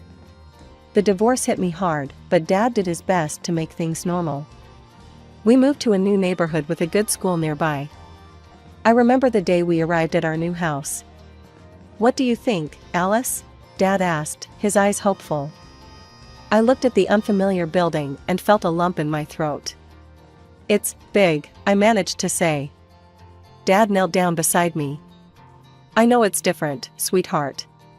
But we'll make it our home together, okay?" I nodded, trying to be brave for him. The new school was okay, I guess. I made some friends, but I missed my old life. Dad tried to keep our routines, walks in the evening, bedtime stories, but something had changed. There was a sadness in his eyes that hadn't been there before. Mom? She became like a ghost in my life. She'd call sometimes, her voice distant and distracted. "How's school, Alice?" she'd ask, but I could tell she didn't really care about the answer. Once in a while, she'd take me for a weekend. It was always awkward, like we were strangers forced to spend time together. I'd come home to Dad, relief washing over me as I stepped through the door. One day, when I was 6, Dad sat me down with a serious look on his face. "Alice, honey, I've got some news," he said, fidgeting with his hands. "I've met someone. Her name is Sarah, and, well, we're getting married. Sarah is nice, I promise. You'll like her." I didn't want to like her. I wanted things to stay as they were, just me and Dad. But life had other plans. Sarah moved in, and suddenly our quiet house was full of noise and change. She tried to be nice, always smiling too brightly, asking too many questions. "Alice, sweetie, what would you like for dinner?" she'd ask, her voice syrupy sweet. "Whatever," I'd mutter, retreating to my room. Then came the biggest change of all. I was in the living room, watching TV, when Dad and Sarah came in, both grinning from ear to ear. "Alice, we have wonderful news," Sarah gushed. "You're going to be a big sister." I looked at Dad, hoping to see some sign that this was a joke. But he was beaming, his hand on Sarah's stomach. "Isn't it great, princess?" he said. "You'll have a little brother or sister to play with." I forced a smile, but inside, I felt like screaming. A baby? How could he do this? Didn't he love me enough? Months passed, and Sarah's belly grew bigger. Dad spent more and more time fussing over her, buying baby things, talking about names. I felt like I was fading into the background. The day the baby was born, I was left with a neighbor. When Dad finally came to get me, he looked exhausted but happy. "Come meet your baby brother, Alice," he said. At the hospital, I peered into the crib at the tiny, red-faced bundle. I looked at the baby, then at Dad, who was gazing at his new son with such love it made my heart hurt. Life changed fast after Tommy was born. Dad was completely wrapped up in his new family, and I felt like I was fading into the background. The walks, the bedtime stories, the special moments, they all disappeared, replaced by diaper changes and late-night feedings. Sarah, my stepmother, barely hid her annoyance with me. I'd catch her giving me these looks, like I was some unwanted houseguest who'd overstayed my welcome. One day, I overheard her talking to Dad in the kitchen. "John, why don't we see if Alice's mother wants her back? It might be better for everyone." I felt like I'd been punched in the gut. Dad's voice was sharp when he replied, "Absolutely not. Alice is my daughter, and this is her home. I expect you to treat her like your own." After that, Sarah was careful not to say anything outright mean to me, but the damage was done. I knew where I stood in her eyes, a burden, an obstacle to her perfect little family. As the years went by, I learned to fend for myself. Dad was always busy with Tommy, teaching him to walk, to talk, attending his little league games. I grew up in the shadows, becoming fiercely independent out of necessity. High school graduation came and went. Dad, true to his word, paid for my college tuition. "It's from the money your mom's been sending all these years," he explained. "I've been saving it for your education." I was surprised. I'd assumed Mom had just disappeared from my life completely. But I was grateful for the chance to get away, to start fresh in a new city. College flew by. I threw myself into my studies, determined to make something of myself. I graduated with a degree in financial management, feeling proud and accomplished. But when I returned home, reality hit me like a ton of bricks. The house felt different, smaller somehow. Sarah greeted me with a tight smile. "Oh, Alice, you're back. We weren't expecting you so soon." I lugged my bags upstairs, only to find my childhood bedroom completely transformed. Where my bed used to be, there was now a treadmill. My desk had been replaced by a huge TV and gaming console. The walls, once covered in my posters, were now bare. "Tommy needed a rec room," Sarah explained, not even trying to sound apologetic. "You can sleep on the couch in the living room. It's just temporary, right?" I stood there, staring at the stranger my room had become, feeling more out of place than ever. "Right," I mumbled. "Temporary." The job search was tough, but I finally landed an entry-level position at a local firm. The pay wasn't great, but it was a start. Every night, I'd scour apartment listings, looking for something, anything, I could afford. "Maybe you could find a roommate," Dad suggested one evening, in a rare moment of attention. "Split the rent?" I nodded, adding another search parameter to my list. But decent, affordable apartments with potential roommates were hard to come by. So, I stayed. Every morning, I'd wake up on that uncomfortable couch, tiptoe around Tommy's toys scattered across the living room floor, and head to work. Every evening, I'd come back to Sarah's cold stares and Dad's distracted nods. Months dragged on, and I was still stuck in limbo, sleeping on the couch and searching for a way out. Tommy had started high school, and suddenly the house was abuzz with excitement, but not for me. "John, darling," Sarah cooed one evening, her voice sickly sweet. "Don't you think Tommy needs a car? All his friends are driving now." I nearly choked on my dinner. Tommy was barely 15, for crying out loud. Dad, ever the pushover when it came to his precious son, nodded. "You're right, honey. We'll go car shopping this weekend." And just like that, Tommy got a shiny new car. Never mind that he couldn't legally drive it yet. I bit my tongue, trying to swallow the bitterness rising in my throat. My birthday rolled around a few weeks later. For once, I decided to ask for something. I approached Dad cautiously. "Hey, Dad? I was wondering, could I maybe get a laptop for my birthday? I could pick up some freelance work online, make some extra money." Before Dad could respond, Sarah swooped in, her face twisted with anger. "A laptop? Are you serious, Alice? You're already living here rent-free, eating our food, and now you want more?" Her voice dripped with venom. "You're nothing but a money-grubbing freeloader." I stood there, shocked into silence, as she continued her tirade. "Have you no shame? Your father just paid for your entire college education, and here you are, asking for more expensive gifts." She was on a roll now, tears springing to her eyes in a dramatic display. "What about Tommy's future? At this rate, he'll never be able to go to college, because his greedy sister is bleeding us dry." "Sarah, that's enough." Dad's voice cut through her performance. "We have a separate account for Tommy's college fund. It's all taken care of, so please, calm down." Sarah huffed and stormed out of the room, leaving an uncomfortable silence in her wake. Dad sighed, running a hand through his graying hair. "I'm sorry about that, Alice. We'll talk about the laptop later, okay?" I nodded, not trusting myself to speak. As soon as I could, I escaped to the backyard, needing some air. Sitting on the old swing set, I let the tears I'd been holding back fall freely. Sarah's words echoed in my head, each one a dagger to my heart. I wiped my eyes, a new resolve settling over me. I wouldn't ask for anything ever again. I'd find a way to make it on my own, without their help or their judgment. Just when I thought things couldn't get worse, life decided to prove me wrong. It was a quiet Tuesday evening when all hell broke loose. Dad burst into the living room, his face red with fury. "Where is it?" he bellowed, making me jump. "Where's my damn money?" Sarah and Tommy came running, eyes wide with shock. I sat there, frozen, as Dad continued his tirade. "Someone's been using my card. The one for Tommy's college fund." He was pacing now, hands shaking.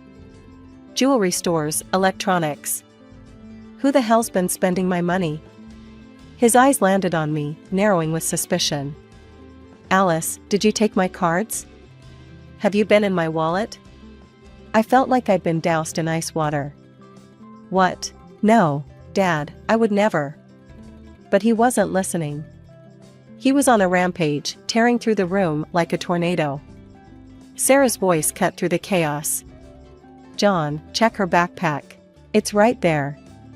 Before I could protest, Dad grabbed my bag. I watched in horror as he dumped its contents onto the couch. Books, papers, pens, and there, gleaming in the midst of it all, was a brand new laptop. The room fell silent. I stared at the laptop, my mind reeling. I hadn't bought this. Dad's voice was dangerously low. You thieving little. Dad, no, I didn't do this, I pleaded, panic rising in my throat. I don't know where that came from. And jewelry? Why would I buy jewelry? Call the police. Check the store cameras. You'll see it wasn't me. But my words fell on deaf ears. Sarah stepped forward, her face a mask of righteous indignation. John, can't you see? She has no respect for you. She's lying to your face, even with the evidence right in front of her. She turned to me, eyes glinting with triumph. We should have known you'd do something like this. Always wanting more, never satisfied with what you have. Dad's next words hit me like a physical blow. Get out. What? I whispered, not believing what I was hearing. Get out of my house, he roared. You ungrateful. I never want to see you again. Get your things and leave now. Numbly, I gathered what I could. Clothes, toiletries, my phone charger. It all went into a duffel bag I found in the closet. The whole time, Dad stood there, watching me with a mixture of anger and disgust that broke my heart. As I headed for the door, Sarah's parting shot hit me. We should have done this years ago. Good riddance to bad rubbish. The door slammed behind me, and just like that, I was alone. Homeless. Accused of a crime I didn't commit. As the reality of my situation sank in, I felt a strange mix of fear and relief. The house behind me had stopped being a home long ago. Maybe this was the push I needed to truly start my own life. That first night after being kicked out was a blur. I found myself in a dingy hostel, clutching my duffel bag like a lifeline. Sleep eluded me as I lay on the lumpy mattress, my mind racing with unanswered questions and fear for the future. The next day at work, I must have looked as lost as I felt. My colleague, Jessica, cornered me in the break room. All right, spill it. What's going on with you? She demanded, her concern evident. Before I knew it, I was pouring out the whole sordid story. Jessica listened, her eyes widening with each new detail. That's insane, she said when I finished. Then, without missing a beat, move in with me. I've been looking for a roommate anyway. We can split the rent. It'll be perfect. And just like that, I had a lifeline. I moved in with Jessica that weekend, grateful beyond words for her kindness. 2 years passed in a whirlwind. I threw myself into work, determined to prove to myself, and everyone else, that I could make it on my own. I didn't speak to Dad at all during this time. The pain of his betrayal was still too raw. Mom tried to reach out a few times, but our conversations were strained. It was clear Dad had told her about the alleged theft. Her disappointment was palpable, even over the phone. Eventually, those calls stopped too. But life has a way of moving forward, whether you're ready or not. I got promoted at work, started earning enough to consider my own place. I picked up new hobbies, yoga, painting, anything to keep my mind occupied. I even started dating again, though nothing serious. Finally, I took the plunge and rented my own apartment. It was small, but it was mine. No judgmental stares, no walking on eggshells. Just peace and independence. I was just settling into my new routine when the unexpected happened. There was a knock at my door one Saturday afternoon. I opened it, and there stood Dad. He looked older, more haggard than I remembered. His eyes were red-rimmed, like he'd been crying. "Can I come in?" he choked out. "Your mother gave me the address. Alice, I need to talk to you." I stood there, arms crossed, waiting. Part of me wanted to scream at him, to throw him out like he'd done to me. But another part, a part one thought I'd buried, wanted desperately to hear what he had to say. Dad took a deep breath. "I found out what really happened 2 years ago," he began, his voice shaking. It wasn't you. It was Sarah." I felt like the floor had dropped out from under me. "What?" He nodded, tears welling up in his eyes. "She framed you. She's the one who took my credit cards, who bought all that stuff. I found jewelry, clothes, all hidden away in her things. Price tags still on them and everything." I sank onto the couch, my legs suddenly unable to support me. Dad's words washed over me, each one a mix of vindication and reopened wounds. I sat there, stunned, as Dad continued his story. His voice trembled with a mix of anger and regret as he recounted the events that led to this moment. "After I found the jewelry, I started paying closer attention," he said, running a hand through his graying hair. "One night, I caught Sarah red-handed, going through my wallet. She was taking my credit cards, Alice.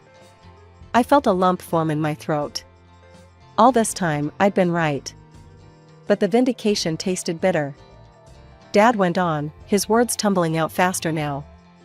"I confronted her, and it all came spilling out. She's been shopping compulsively for years. At first, she said it was all for Tommy. But now?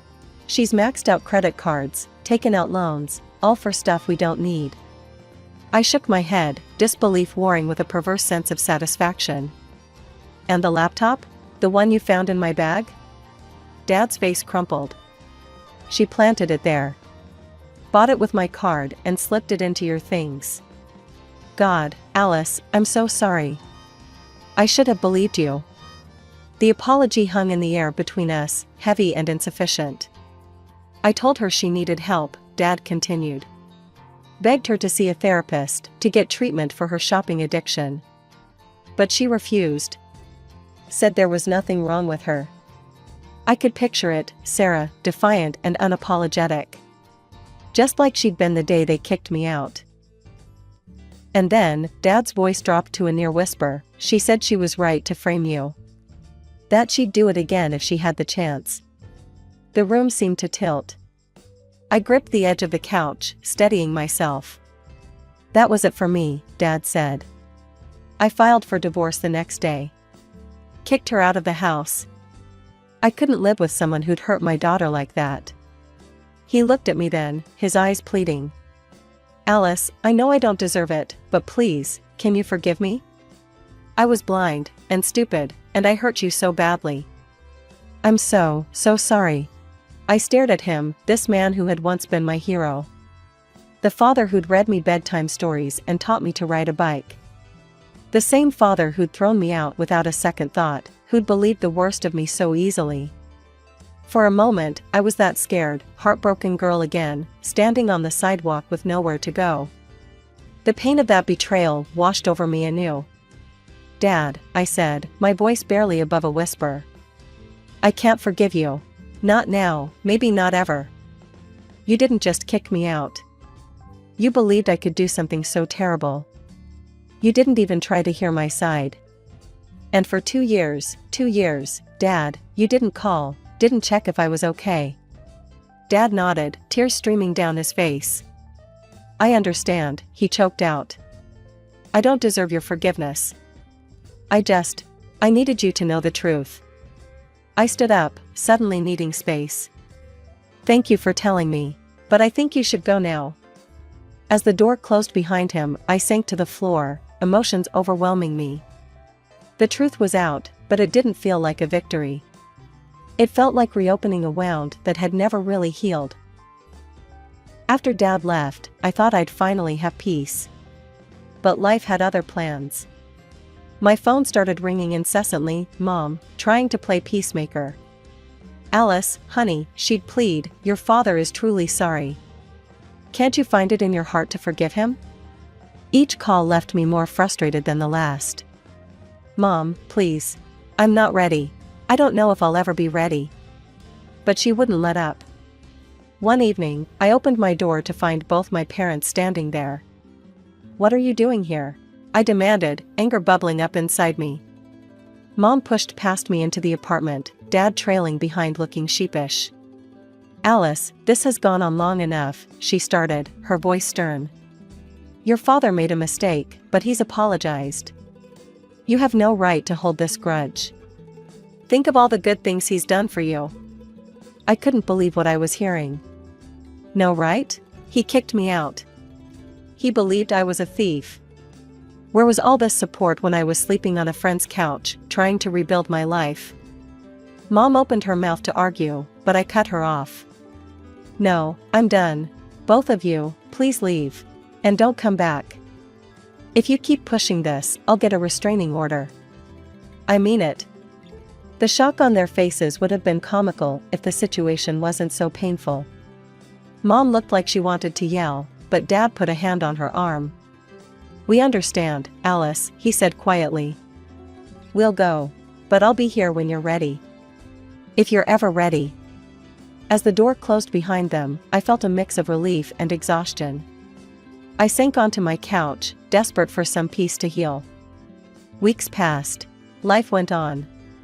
I threw myself into work, finding solace in the mundane routine of everyday life. One day, while grabbing coffee, I spotted a familiar face, Sarah, my ex-stepmother. She was leaving a casino, phone pressed to her ear. "I know I owe you," I overheard her say, "but I'm sure I'll win it back this time. Just need a little more time." I ducked out of sight, a mix of pity and satisfaction washing over me. Her actions had cost her everything, yet she was still in denial. Tommy, my stepbrother, occasionally sent me text messages. Short, awkward exchanges that never went deep. He was in college now, trying to forge his own path. Like me, he seemed to be keeping his distance from the family drama. Months turned into a year. I met someone, Mark. Kind, funny, understanding Mark. As our relationship grew serious, he asked about my family. I told him everything. "Wow," he said, holding me close. "You've been through so much. Whatever you decide about your parents, I'm here for you." Now, as I sit here twirling the engagement ring on my finger, I'm faced with a decision I never thought I'd have to make. Our wedding is months away, and I still don't know if I want my parents there. Part of me wants to extend an olive branch, to see if we can build something new from the ashes of our old relationship. Another part is terrified of letting them back in, of making myself vulnerable again. I look at the save the date cards on my coffee table, 2 envelopes set aside, one for Mom, one for Dad. My pen hovers over them, indecision paralyzing me. In the end, I set the pen down. I'm not ready to make this decision yet, and that's okay. I've learned that healing takes time, and forgiveness can't be forced. Hey there, I'm Zoe. I've always been good at reading people. It's probably why I became a psychologist. I had my own private practice and spent most of my waking hours helping others sort out their problems. Ironic, right? Considering what happened later. Anyway, there I was, approaching my late 30s, when it hit me like a ton of bricks, I wanted a family. Crazy how that sneaks up on you. My best friend, Sarah, must have sensed my sudden desperation because she offered to set me up with her second cousin. "Come on, Zoe," she said over coffee one day. "He's a great guy. Smart, funny, and he's got a good job. What be you got to lose?" I sighed, stirring my latte absently. "I don't know, Sarah. Blind dates aren't really my thing." She rolled her eyes. "It's not a blind date if I show you his picture first. Besides, you two can chat online before meeting. It's perfect." That's how I found myself friend requesting Mark on social media later that evening. To my surprise, we hit it off right away. Mark was 38, just a year older than me, and he seemed genuinely interested in what I had to say. Our chats were easy, flowing from one topic to the next without any awkward pauses. We chatted for weeks before finally agreeing to meet in person. I was nervous as hell, palms sweating as I waited for him at the coffee shop we'd chosen for our first date. When Mark walked in, I felt my breath catch. He was tall, with kind eyes and a warm smile. He spotted me and waved, making his way over to my table. "Zoe?" he asked, extending his hand. I nodded, returning his smile. "That's me. It's nice to finally meet you in person, Mark." He sat down across from me, and just like that, the nerves melted away. We talked for hours, losing track of time until the barista politely informed us they were closing. As we walked out into the cool evening air, Mark turned to me. "I had a great time, Zoe. Would you like to do this again sometime?" I didn't hesitate. "I'd love to." And just like that, I found myself falling headfirst into a relationship with Mark. We started seeing each other regularly, going on dinner dates, walks in the park, and even a few weekend getaways. As our relationship progressed, I noticed something peculiar about Mark. His phone was constantly buzzing with messages. At first, I didn't think much of it. We all have busy lives, right? But the frequency was unusual, even for a popular guy. One night, as we lay in bed after a nice dinner, his phone lit up for what felt like the 100th time. I couldn't help myself. "Busy night, huh?" I asked, trying to keep my tone light. Mark glanced at his phone and smiled sheepishly. "Oh, it's just my mom. She likes to check in." I raised an eyebrow. "Your mom? At this hour?" He shrugged, looking a bit uncomfortable. "Yeah, we're pretty close. She raised me alone after my dad died when I was 5. I had pretty bad bronchial asthma as a kid. There were times she literally saved my life." I listened as Mark opened up about his childhood. The more he talked, the clearer the picture became. His mother wasn't just devoted, she was his entire world. "Sounds like you two have a special bond," I said, choosing my words carefully. Mark nodded enthusiastically. "We do, I owe her everything." As a psychologist, alarm bells were ringing in my head. The relationship Mark described sounded codependent, but I pushed those thoughts aside. I wasn't his therapist, I was his girlfriend. It wasn't my place to analyze their relationship. Weeks turned into months, and soon we'd been dating for nearly a year. Mark was sweet, attentive, and our relationship felt solid. But there was always this nagging feeling in the back of my mind about his relationship with his mother. One day, as we were having lunch at my place, Mark suddenly looked nervous. "Zoe," he began, fidgeting with his napkin. "I'd like you to meet my mom. I think you'll really like her. She's excited to meet you too." The next weekend, I found myself standing outside a modest 2-story house, my palms sweating. Mark squeezed my hand reassuringly as he rang the doorbell. The door swung open, revealing a petite woman with graying hair and Mark's kind eyes. She smiled warmly at us. "You must be Zoe," she said, pulling me into an unexpected hug. "I'm Helen. Come in, come in." As we settled in the living room, I couldn't help but notice how Helen's eyes never left Mark. She fussed over him, asking if he wanted a drink or a snack, completely ignoring my presence. I watched their interaction, feeling more like an observer than a participant. Helen dominated the conversation, constantly bringing up stories from Mark's childhood or fretting over his health. As we left a few hours later, I felt drained. Mark, on the other hand, seemed oblivious to the awkwardness. "So, what did you think?" he asked eagerly as we drove away. I hesitated, choosing my words carefully. "Your mom clearly loves you very much." Mark beamed. "She's great, isn't she? I knew you'd like her." I forced a smile, not having the heart to burst his bubble. But as we drove back to my place, I couldn't shake the feeling that I'd just witnessed something far more complex than a mother's love. 6 months flew by, and before I knew it, Mark was down on one knee, a sparkling ring in his hand. Despite my lingering concerns about his relationship with Helen, I said yes. I was in love, and I truly believed we could work through any issues together.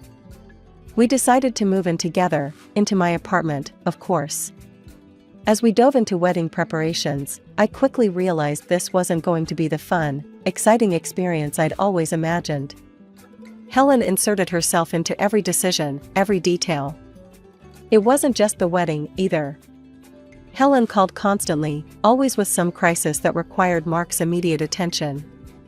One evening, as we were discussing flower arrangements, Mark's phone rang. He answered immediately, his face creasing with concern. "What's wrong, Mom? The sink's leaking? I'll be right there." He hung up and turned to me apologetically. "I've got to go help Mom. Her sink is leaking, and you know how she is with plumbers." This scene repeated itself almost daily. If it wasn't a leaky sink, it was a stubbed toe or a sad mood that only Mark could lift. And if he ever hesitated. "After all I've done for you," Helen's voice would crack over the speakerphone. "I just need a little help. Is that too much to ask?" I couldn't take it anymore. One night, after Mark returned from yet another Helen emergency, I decided to broach the subject. "Mark," I said gently, "I think it might be helpful if we saw a couples therapist. Someone who could help us navigate this situation with your mom. I think her demands are a bit excessive." "Excessive?" Mark's voice rose. "She raised me alone, Zoe. She saved my life multiple times. How can you call that excessive?" I backpedaled, realizing I'd hit a nerve. "I'm not saying she doesn't love you. I'm just worried about the impact on our relationship." Mark softened slightly. "Okay, maybe you're right, but can we do it after the wedding? We're so busy right now, and I don't want to add more stress." I knew I should push harder, insist on addressing this before we tied the knot. But I was exhausted from fighting this invisible battle with Helen. So, against my better judgment, I agreed. The weeks flew by in a whirlwind of cake tastings, dress fittings, and endless phone calls with Helen. Before I knew it, we were just days away from the wedding. Despite the stress, I was excited. My friends had planned a bachelorette party, and I was looking forward to a night of fun without wedding talk or Helen drama. We hit our favorite bar, laughing and dancing. For the first time in months, I felt light, free from the constant tension of planning a wedding under Helen's watchful eye. Then my phone rang. Mark's name flashed on the screen. "Zoe," his voice was tight with panic. "Mom's in the hospital. Her blood pressure spiked. I'm heading there now." I quickly explained the situation to my friends and called a taxi. The ride to the hospital felt endless, my mind racing with worst-case scenarios. The moment Helen saw me, her face crumpled. "Oh," she moaned, dramatically covering her face with her hands. "It's you.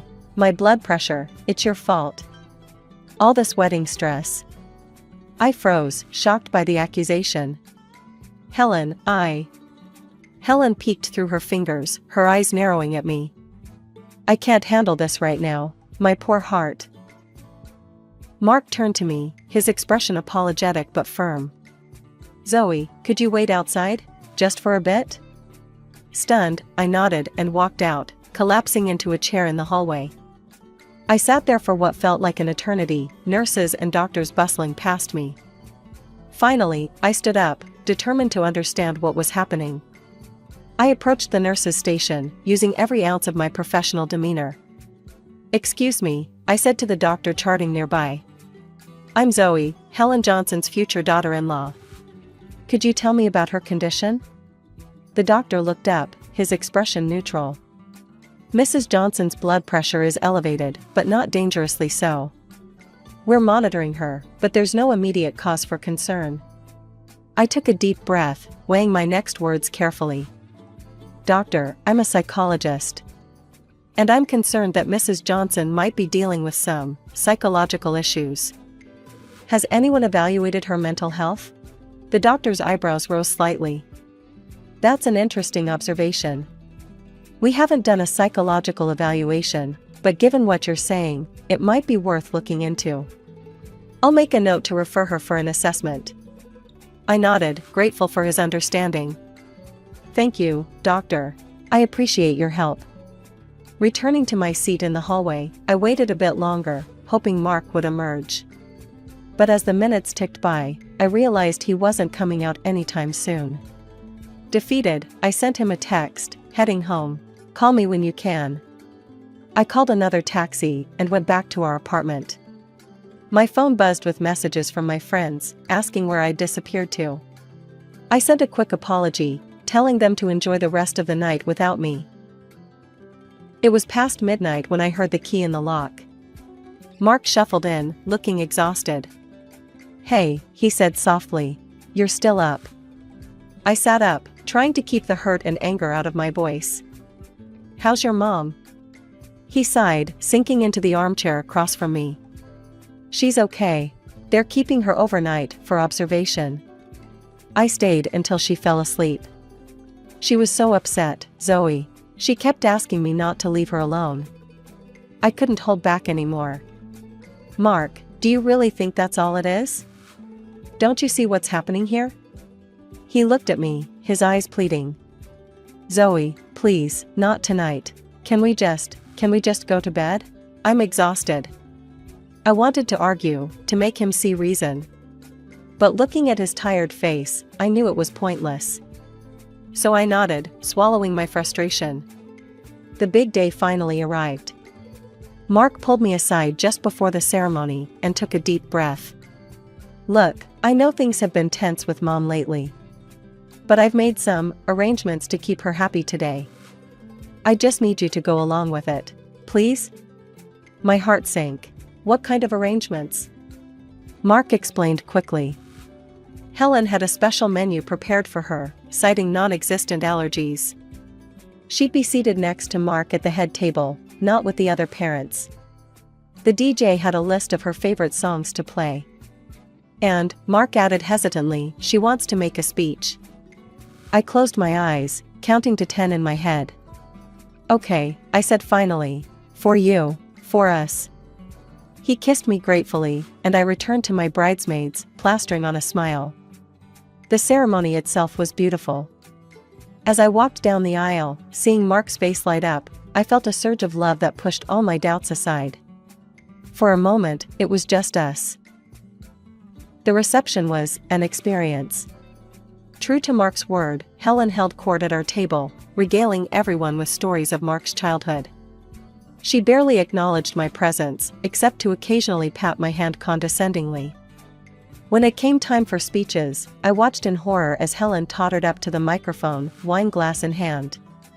"My dear friends and family," she began, her voice wavering. "We're here to celebrate my only son's wedding day." She went on for what felt like hours, talking about Mark's childhood, his accomplishments, and how she'd sacrificed everything for him. I was mentioned exactly once, as an afterthought. As she finally wrapped up, Helen raised her glass. "To my son, and his wife. May they be as happy as Mark and I have always been." I downed my champagne in one gulp. The rest of the night passed in a blur. We danced, we laughed, we cut the cake. And through it all, Helen hovered, always ready to interject herself into every moment. The wedding is over, but as the days turned into weeks, and the weeks into months, nothing changed. Helen called every day, sometimes multiple times a day. There was always some crisis, some reason she needed Mark's immediate attention. One day, as he grabbed his keys, I couldn't hold back anymore. "Mark, we need to talk about this. It's not healthy, for any of us." He sighed, running a hand through his hair. I know, you're right. We should see someone. A therapist, like you suggested. Let's look into it this weekend." But when the weekend came, there was always some reason to postpone. Helen needed help with her grocery shopping. The lawn needed mowing. The cat needed to go to the vet. And so it went, week after week. Empty promises and endless excuses. 3 months into our marriage, I was at my wit's end. The constant intrusions from Helen, Mark's unwillingness to set boundaries, and the strain on our relationship were taking their toll. When my vacation time came around, I saw it as a golden opportunity. "Mark," I said one evening, trying to keep the desperation out of my voice, "let's go on a honeymoon. Just the two of us, away from everything. What do you say?" To my surprise and relief, Mark's face lit up. That sounds amazing, Zoe. Where do you want to go? We spent the next hour excitedly planning a tropical getaway. For the first time in months, I felt hopeful. This was our chance to reconnect, to remember why we fell in love in the first place. I'll take care of everything, Mark promised. The flights, the hotel, all of it. And when we get back, I promise we'll deal with the situation with Mom. Maybe look into that therapy we talked about.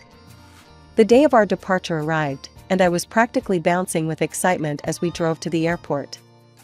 Mark seemed a bit distracted, but I chalked it up to pre-flight jitters. As we approached the check-in counter, Mark handed me my boarding pass. I glanced at it, then did a double take. Economy? I asked, confused. I thought we were flying together. Mark shifted uncomfortably. Yeah, about that. I had some credit card bonuses I could use, but there was only enough for one first-class ticket. I figured since I'm taller, it made sense for me to take it.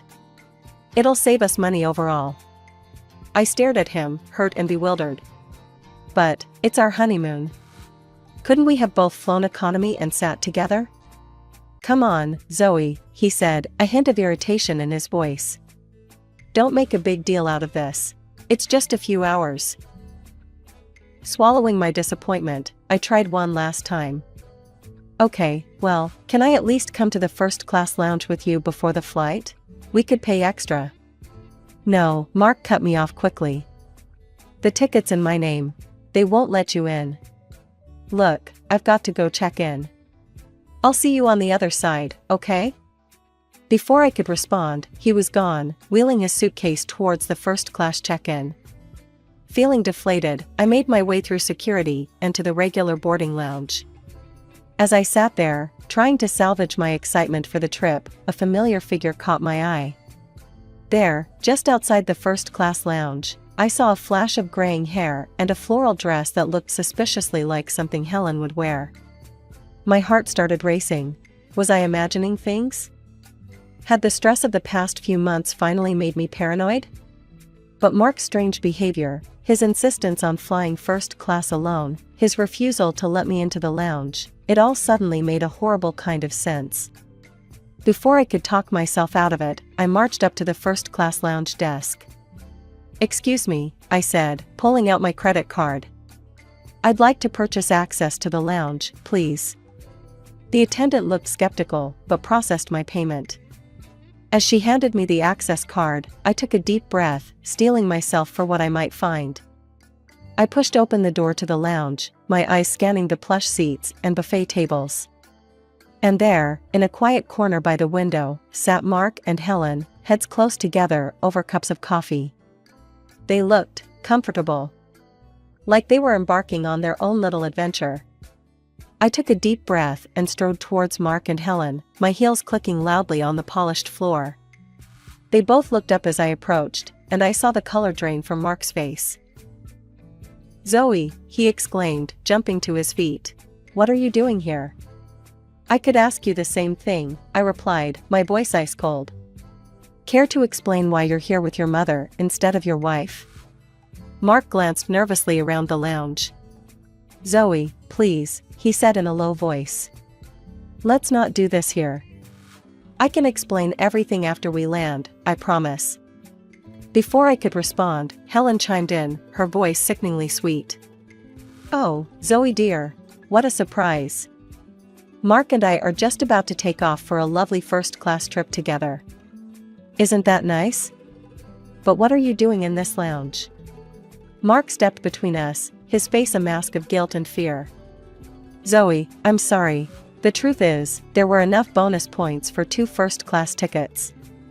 I thought Mom deserved a nice trip, and what about me, Mark? I practically shouted, no longer caring about the scene we were causing. I'm your wife. We're supposed to be starting our life together, but instead, you're jetting off with Mommy dearest while I'm shoved in economy like an afterthought. The lounge had gone completely silent. Every eye was on us, but I was beyond caring. Do you have any idea what it's been like these past few months? I continued, years of frustration pouring out.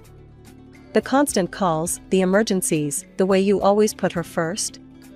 And now this? How could you do this to me?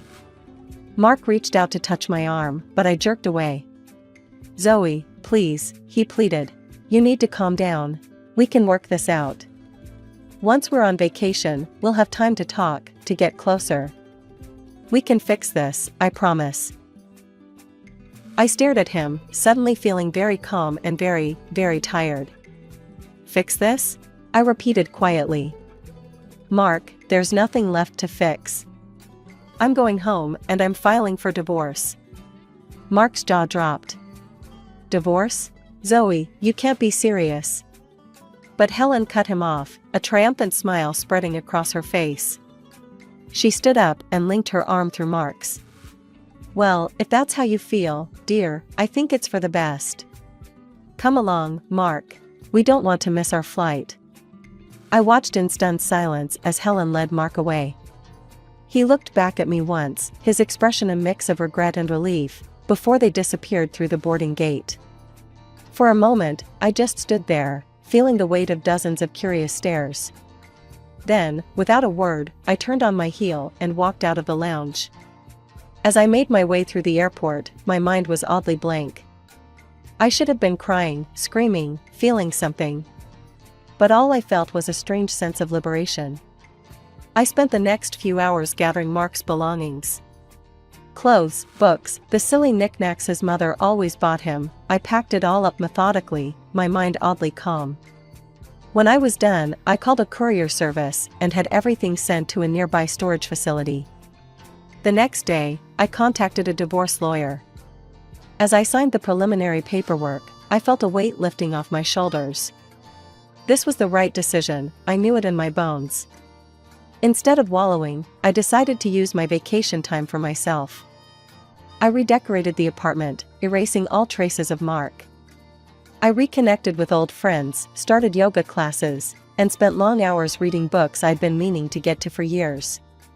A month passed, and my phone buzzed with a message from Mark. I stared at it for a long moment before opening it. Zoe, please, can we talk? I typed out a brief response. Storage facility number 247.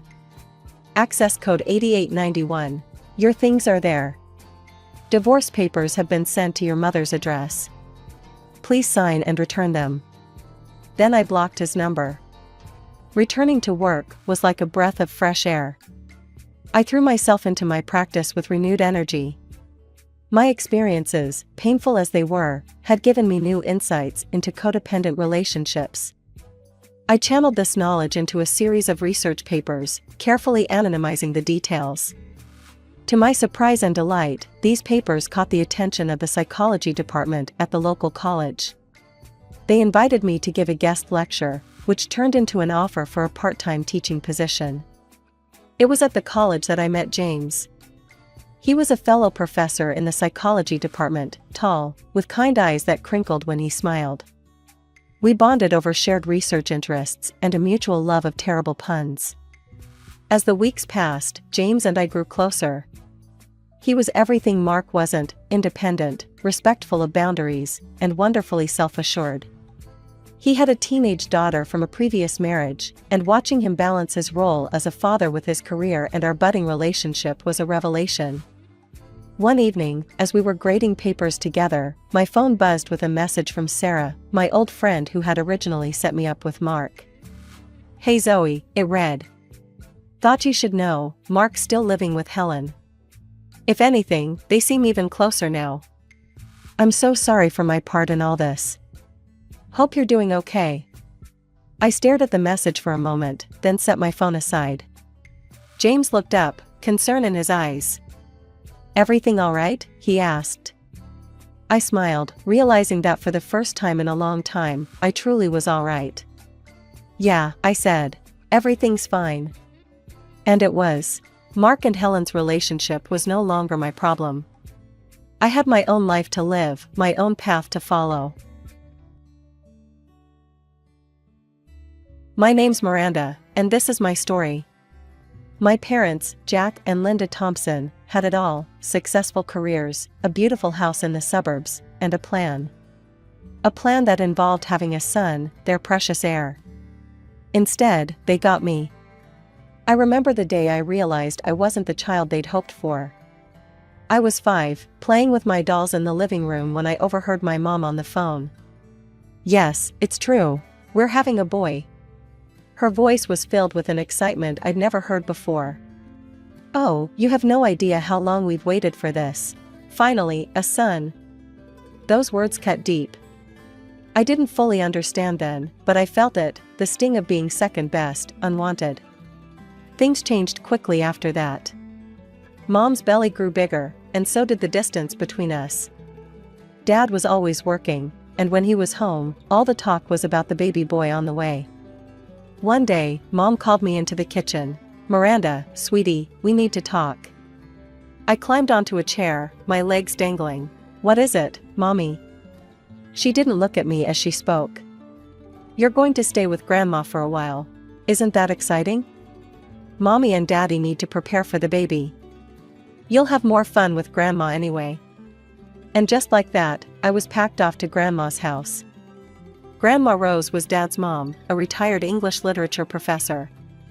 She lived in a cozy little house filled with books and the smell of freshly baked cookies. Living with Grandma was different. She actually paid attention to me, listened when I talked, and didn't seem bothered by my presence. We'd spend hours reading together, and she'd tell me stories about when she was a teacher. For the first time in my life, I felt loved, truly loved. 2 years flew by. I was 7 when Dad showed up at Grandma's doorstep. "It's time to come home, Miranda," he said, not quite meeting my eyes. "Your brother needs you." Brother, the word felt foreign. As we drove home, Dad filled the silence with awkward small talk. "Your brother's name is Ethan, he's 1 now. You're a big sister now, Miranda. That's a big responsibility." I nodded, not really understanding what that meant. Little did I know, my childhood was about to end. We pulled into the driveway of our house. It looked the same, but it felt different. Mom was waiting at the door, a toddler on her hip. "Miranda, meet your brother, Ethan," she said, her voice oddly formal. I looked at the chubby-faced boy with curly blonde hair. He gurgled and reached out a pudgy hand towards me. "Hi, Ethan," I said softly. And just like that, at 7 years old, I became more than a sister. I became a caretaker, a responsibility, a built-in babysitter. My childhood slipped away, replaced by dirty diapers, constant vigilance, and the weight of expectations I was too young to bear. While my classmates were playing with dolls and learning to ride bikes, I was changing diapers and warming bottles. "Miranda, can you watch Ethan while I make a call?" Mom would say, not really asking. I'd nod, already reaching for my little brother. It wasn't that I didn't love Ethan, I did, fiercely. His toothless grin and grabby little hands had won me over from day one. But the constant responsibility was overwhelming.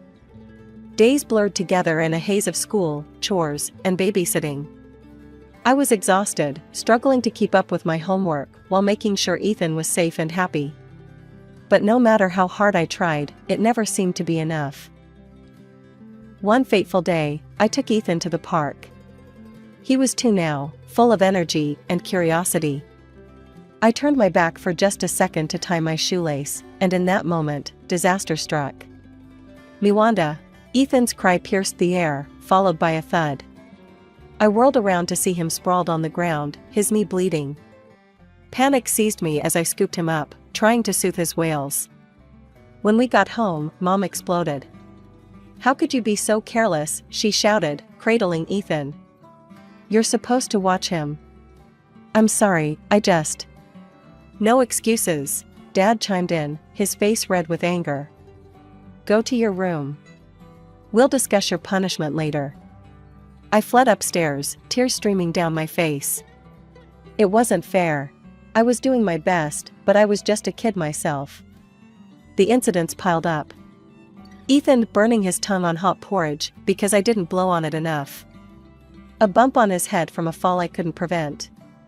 Each time, the punishments got harsher, the disappointment in my parents' eyes more evident. Through it all, Grandma Rose was my lifeline. She'd visit when she could, her presence a balm to my battered spirit.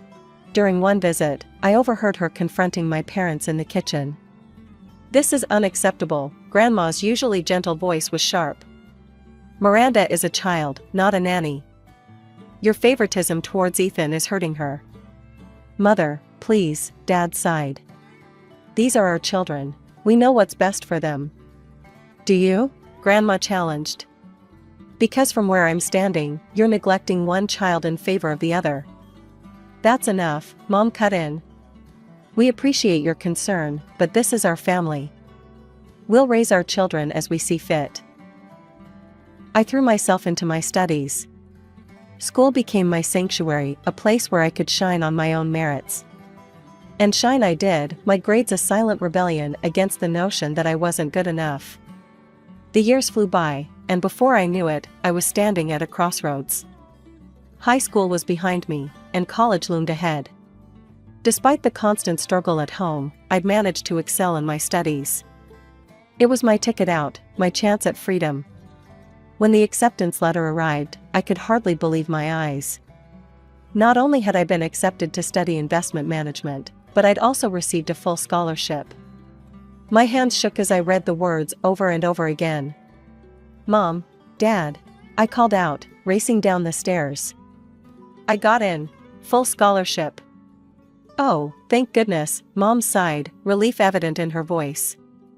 "That saves us a fortune. We need to start saving for Ethan's college fund." My heart sank. Of course. It wasn't about my achievement. It was about the money they wouldn't have to spend on me. The first few months were a whirlwind of classes, new friends, and the exhilarating taste of freedom. The money from my parents, combined with the small amounts Grandma Rose secretly sent, was just enough to scrape by. I was careful with every penny, knowing how precious this lifeline was. But 6 months into my college journey, everything changed again. My phone rang one evening as I was studying for a finance exam. "Miranda," Mom's voice came through, curt and businesslike. "We won't be sending you any more money. Ethan needs tutors if he's going to have any chance at college. We need to focus our resources on him now." I felt the familiar sting of rejection, of being cast aside. "But Mom, I can barely." "You're an adult now, Miranda," she cut me off. "You need to solve your own problems. We can't keep supporting you forever." The next few weeks were a blur of stress and sleepless nights. I scoured job boards, applied to every position I could find. Finally, I landed a part-time gig at a nearby cafe. The hours were long, the pay was meager, but it was something. Balancing work and studies was brutal. I'd rush from classes to shifts, then stay up late into the night studying. Dark circles became a permanent fixture under my eyes, and my grades started to slip. One particularly rough day, I called Grandma Rose, desperate for a friendly voice. "Miranda, sweetheart, you sound exhausted," she said, concern evident in her voice. The dam broke. Through tears, I told her everything, the cut-off allowance, the grueling work hours, the struggle to keep up with my studies. "Those absolute," Grandma cut herself off, taking a deep breath. "Listen to me, Miranda, you focus on your studies. I'm increasing your monthly allowance. And don't you dare argue with me about it." "But Grandma." "No buts," she said firmly. "You deserve this education, and you shouldn't have to kill yourself working to get it. Your parents, well, let's just say, I'll be having words with them." True to her word, Grandma's support allowed me to cut back my work hours. I could breathe again, focus on my classes. My grades improved, and for the first time in months, I felt hope. The years at college flew by in a blur of textbooks, exams, and late-night study sessions. Before I knew it, I was standing on the stage, diploma in hand, magna cum laude gleaming on the certificate. As I scanned the audience, I spotted Grandma Rose, beaming with pride. My parents and Ethan were noticeably absent. With my degree in hand, doors opened. I landed a job at Stonebridge Investments, a prestigious firm in the city. The salary was more money than I'd ever seen, and for the first time in my life, I felt truly independent. To save money, I moved in with Sarah, a coworker who became a fast friend. Our tiny apartment was a far cry from the dorms, but it was ours, and it felt like freedom. When my first paycheck arrived, I knew exactly what I wanted to do with it. I scoured every second-hand bookstore in the city until I found it, a rare first edition of Grandma's favorite author. The following weekend, I took a train to my hometown, gift in hand. Grandma's face lit up when she saw me at her door. "Miranda, what a wonderful surprise." I presented her with the wrapped book, watching as tears welled in her eyes when she opened it. "Oh, my dear girl," she whispered, hugging me tight. "You shouldn't have." "I wanted to," I said simply. "You've done so much for me, Grandma." As we chatted over tea, I mentioned visiting my parents. Grandma's face tightened slightly, but she nodded. "I'm sure they'd love to see you." But when I called, Mom's voice was distant. "Oh, this weekend? We're quite busy, Miranda. Perhaps another time."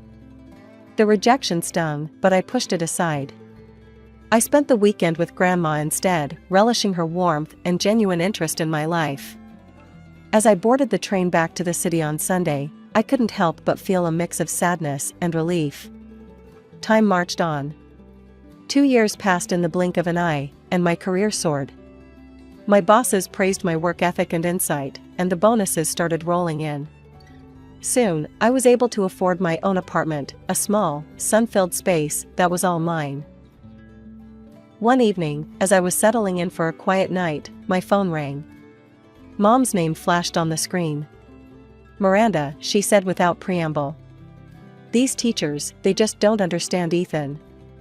They're giving him such poor grades. He barely scraped into City College." I bit my lip, choosing my words carefully. "Mom, maybe college isn't the right path for everyone. There are great vocational courses Ethan could." "Don't be stupid," she snapped. "Your brother is brilliant. Much smarter than you, actually. He's just misunderstood. He'll show everyone, you'll see." As I hung up, I gazed around my apartment, the tangible proof of my success. Yet somehow, I still felt like that little girl, desperately seeking approval. Life has a funny way of appending expectations.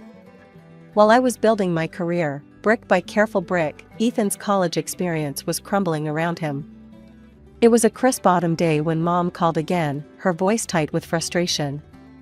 "Ethan's been expelled," she said without preamble. "He's coming home." She launched into a tirade about unfair professors and a system designed to fail students like Ethan. I listened, biting my tongue against the urge to point out the thousands they'd spent on his education, the loans they'd taken out to rent him a luxury apartment, the generous allowance they'd provided. All things I'd never had. "We'll figure something out," Mom concluded. "Ethan just needs time to find his path." I thought about Ethan, now 21, returning to our childhood home, while I, at 27, was forging ahead in my career. The contrast was stark, but I pushed the thought aside. Comparison is the thief of joy, after all. Life, however, had other plans for me. It was at a company event that I met Jack, tall, kind-eyed, with a quick wit that made me laugh like I hadn't in years. Our whirlwind romance swept me off my feet, and before I knew it, we were standing in a small chapel, exchanging vows in front of a handful of loved ones. Grandma Rose was there, of course, beaming with pride. My parents attended too, though their smiles seemed a bit forced. Ethan didn't come, citing a vague prior commitment. Jack and I moved into his apartment, a cozy space that quickly became home. His parents, Tom and Ellen, welcomed me with open arms, their warmth a balm to my soul. A year into our marriage, I found out I was pregnant. The joy that filled me was indescribable. When we announced it to our families, Jack's parents were ecstatic. My parents' reaction was more subdued. "Do you know what it is yet?" Mom asked immediately. I shook my head. "It's too early to tell." As the months passed, their interest in the baby's gender became almost obsessive. When we finally revealed it was a boy, their relief was palpable. "A grandson," Dad exclaimed. "That's wonderful news, Miranda." I tried not to read too much into their reaction, focusing instead on preparing for our son's arrival. Little Alexander came into the world on a rainy Tuesday, his tiny hand wrapping around my finger as if to say, "I'm here, Mom. I've got you." As I held him, I vowed to give him all the love and support I'd craved as a child. While I was navigating new motherhood, Ethan continued to drift. He picked up odd jobs here and there, but nothing stuck. He was still living at home, much to our parents' poorly concealed frustration. During a rare family dinner, I tried to broach the subject gently. "You know, Ethan, there's an entry-level position opening up at my company. I could put in a good word." "Miranda," Mom cut me off sharply. "Your brother doesn't need your charity. He's just taking his time to find the right opportunity." Dad nodded in agreement. "You were lucky, Miranda. Things just fell into place for you. Not everyone has it so easy." I blinked, stunned. Lucky? The sleepless nights studying, the years of juggling work and school, the constant struggle to prove my worth, none of that felt like luck. But I swallowed my retort, not wanting to start an argument. As I looked around the table, at my parents' defensive postures, Ethan's sullen expression, and little Alexander babbling happily in his high chair, I realized something profound. Family isn't just about blood. It's about support, understanding, and unconditional love. And sometimes, the family you choose can fill the gaps left by the one you're born into. As Alexander's 5th birthday approached, we planned a trip to my hometown, Jack, our son, and me. Our first stop was Grandma Rose's house. We spent a wonderful afternoon with her, Alexander captivated by her stories and the old photos she showed him. As we were leaving, Grandma pulled me aside. "Your parents have been struggling," she said softly. Maybe it's time to let bygones be bygones?" The next day, we stood on my parents' doorstep. Mom answered, looking older and more tired than I remembered. Dad was in his armchair, Ethan slouched on the couch. They both looked up as we entered. After awkward greetings and stilted small talk, Mom cleared her throat. "Miranda, we need to talk to you about something." What followed was a halting explanation of their financial troubles. Medical bills, Ethan's ongoing unemployment, the lingering college debt, it had all piled up. "We hate to ask," Dad said, not meeting my eyes, "but we could use some help." I glanced at Jack, who gave me a subtle nod. Despite everything, these were my parents. "Of course," I heard myself say. "I can send some money each month." The relief on their faces was palpable. We worked out the details, $1,500 a month, with the understanding that they could reach out if emergencies arose. Over the next 2 years, I faithfully sent the money each month. There were occasional requests for extra help, a broken water heater, unexpected car repairs, which I always obliged. It felt good to be able to help, to maybe finally earn their approval. When Thanksgiving rolled around, we found ourselves back in my childhood home. The house was full, aunts, uncles, cousins, and Grandma Rose all crowded around the dining table. As we ate, Mom and Dad couldn't stop talking about Ethan. "He's been at his new job for 3 months now," Mom beamed. "Such a hard worker." Dad chimed in, "Did you see the new sofa cushions? Ethan bought those with his first paycheck." So thoughtful of him. I glanced around the room, noting the new curtains, the fresh paint on the walls, the updated appliances in the kitchen. All purchased with the money I'd been sending. But I bit my tongue, not wanting to spoil the mood. Jack squeezed my hand under the table, a silent show of support. Alexander, oblivious to the undercurrents, happily chatted with his cousins. The Thanksgiving dinner continued, the chatter of family filling the air. I was just starting to relax when Alexander tugged at my sleeve. "Mom, can I go play in the other room?" he asked, his eyes bright with the restlessness of a 5-year-old at a grown-up gathering. I nodded, ruffling his hair. "Sure, sweetie. Just don't make too much noise, okay?" As Alexander scampered off, I turned back to the conversation. Barely a minute had passed when my phone buzzed in my pocket. I glanced at the screen, confusion furrowing my brow. The caller ID read, Mom. I looked up at my mother, sitting directly across from me at the table. Mom, why are you calling me? She frowned, shaking her head. I'm not calling you, dear. My phone's in the living room. Just then, Alexander reappeared in the doorway, my mother's phone clutched in his small hands. The room fell quiet as all eyes turned to him. Mommy, he said, his voice ringing in the sudden silence. I found Grandma's phone and I wanted to see who she talks to. I saw a funny name, Cash Cow, and clicked on it to see who it would call. Why did it call you, Mommy? What's a cash cow? The words hit me like a physical blow. Cash cow. Is that all I was to them? I looked around the table. My relatives sat frozen, forks halfway to their mouths. Grandma Rose's face was a mask of shock and anger. And my parents, they had gone deathly pale. The silence stretched, thick and suffocating, until something inside me snapped. I stood up, my chair scraping loudly against the floor. Cash cow, I repeated, my voice trembling. Is that what I am to you? My mother opened her mouth, but no words came out.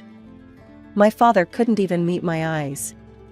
Let me tell you all something, I continued, addressing the whole table. For the past 2 years, I've been sending my parents $1,500 every month. When they've asked for extra, I've sent that too. All those new things you've been admiring? The curtains, the appliances, the fresh paint? That was all bought with my money. I could feel tears pricking at my eyes, but I blinked them back. I did this despite years of being treated like I was second best. Despite being sent away as a child, despite having to work my way through college while Ethan got everything handed to him. I did it because I thought maybe, finally, you'd see me. You'd be proud of me. My voice cracked on the last words. But instead, I'm just your cash cow. A resource to be milked dry. The room was so quiet you could hear a pin drop. Jack stood up and put his arm around me, a solid presence at my side. Alexander, not fully understanding but sensing the tension, came and wrapped his arms around my legs. The silence in the room was deafening. I stood there, heart pounding, waiting for my parents to say something, anything. An apology, an explanation, even a denial. But what came next shocked me to my core. My mother's face hardened, her eyes flashing with indignation. Well, of course you help us. We gave birth to you, raised you, it's your duty. Don't be so sensitive about a silly phone contact. I felt as if I'd been slapped. Years of pent-up frustration and hurt bubbled to the surface. Duty? Is that what you think this is? Well, let me make this clear, from this day forward, I'm done. No more money, no more help. I'm cutting ties. At the mention of losing financial support, Mom's demeanor changed instantly. Tears sprang to her eyes. How can you be so heartless? After everything we've done for you. She looked around the table, seeking support from our relatives. But to her surprise, and mine, they remained silent. One by one, they looked away from her pleading gaze. Then Grandma Rose spoke up, her voice quivering with anger. Heartless? You dare call Miranda heartless after how you've treated her? Well, let me tell you something, I want nothing more to do with you either. And you can forget about any inheritance. It's all going to Miranda and Alexander. The room erupted into chaos. Mom was sobbing, Dad was trying to calm her down, and Ethan just sat there, looking bewildered. In the midst of it all, I felt Jack's hand on my shoulder, grounding me. I think it's time we left, he said softly. I nodded, suddenly exhausted. We gathered Alexander and our things, said goodbye to Grandma Rose and the other relatives, and walked out without another word to my parents. True to my word, I stopped all financial support. The call started almost immediately, first pleading, then angry, then downright abusive. When the messages turned into threats, I warned them that I'd take legal action if they didn't stop. Eventually, the calls and messages trickled to a stop. Life went on. I focused on my career, on Jack, on raising Alexander. Grandma Rose became an even bigger part of our lives, her love and support a balm to the wound left by my parents' betrayal. Years passed. Through the grapevine, I heard that Ethan had racked up significant debts. My parents, in a last-ditch effort to bail him out, had to sell their house. The three of them ended up in a small apartment across town. When I heard the news, I was surprised to find that I felt nothing. No satisfaction, no pity, not even anger anymore. They had made their choices, just as I had made mine. Today, as I watch Alexander play in our backyard, Jack by my side, and Grandma Rose laughing from her favorite chair on the patio, I realize something profound. I've finally found my place, my worth. And no one can take that away from me.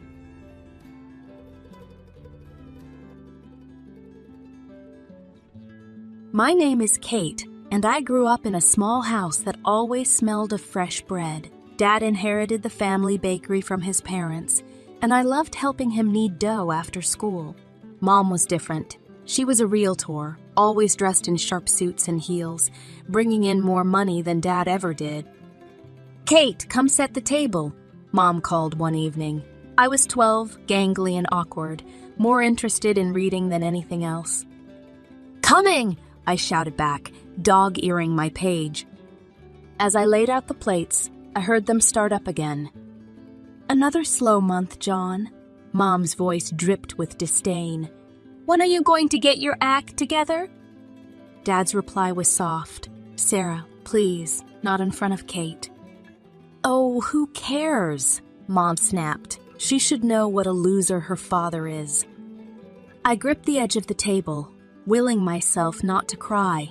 This was a common scene in our house. Mom belittling Dad, Dad trying to keep the peace. I knew Mom was angry about more than just money. She felt trapped in a life she never wanted. "Kate," Mom barked, "where's my wine?" I scrambled to pour her a glass, my hands shaking. As I set it down, some splashed onto the tablecloth. Mom's eyes flashed. "You useless girl! Can't you do anything right?" Dad intervened. "It's just a little wine, Sarah. No harm done." Mom glared at him. "You're too soft on her. No wonder she's growing up to be just as pathetic as you." I fled to my room, burying my face in my pillow. I loved Dad fiercely, but I couldn't understand why he put up with Mom's treatment. As for me, I'd learned to make myself scarce, to be as quiet and unobtrusive as possible. The next morning, I woke to find the house eerily silent. No smell of baking bread, no click of Mom's heels.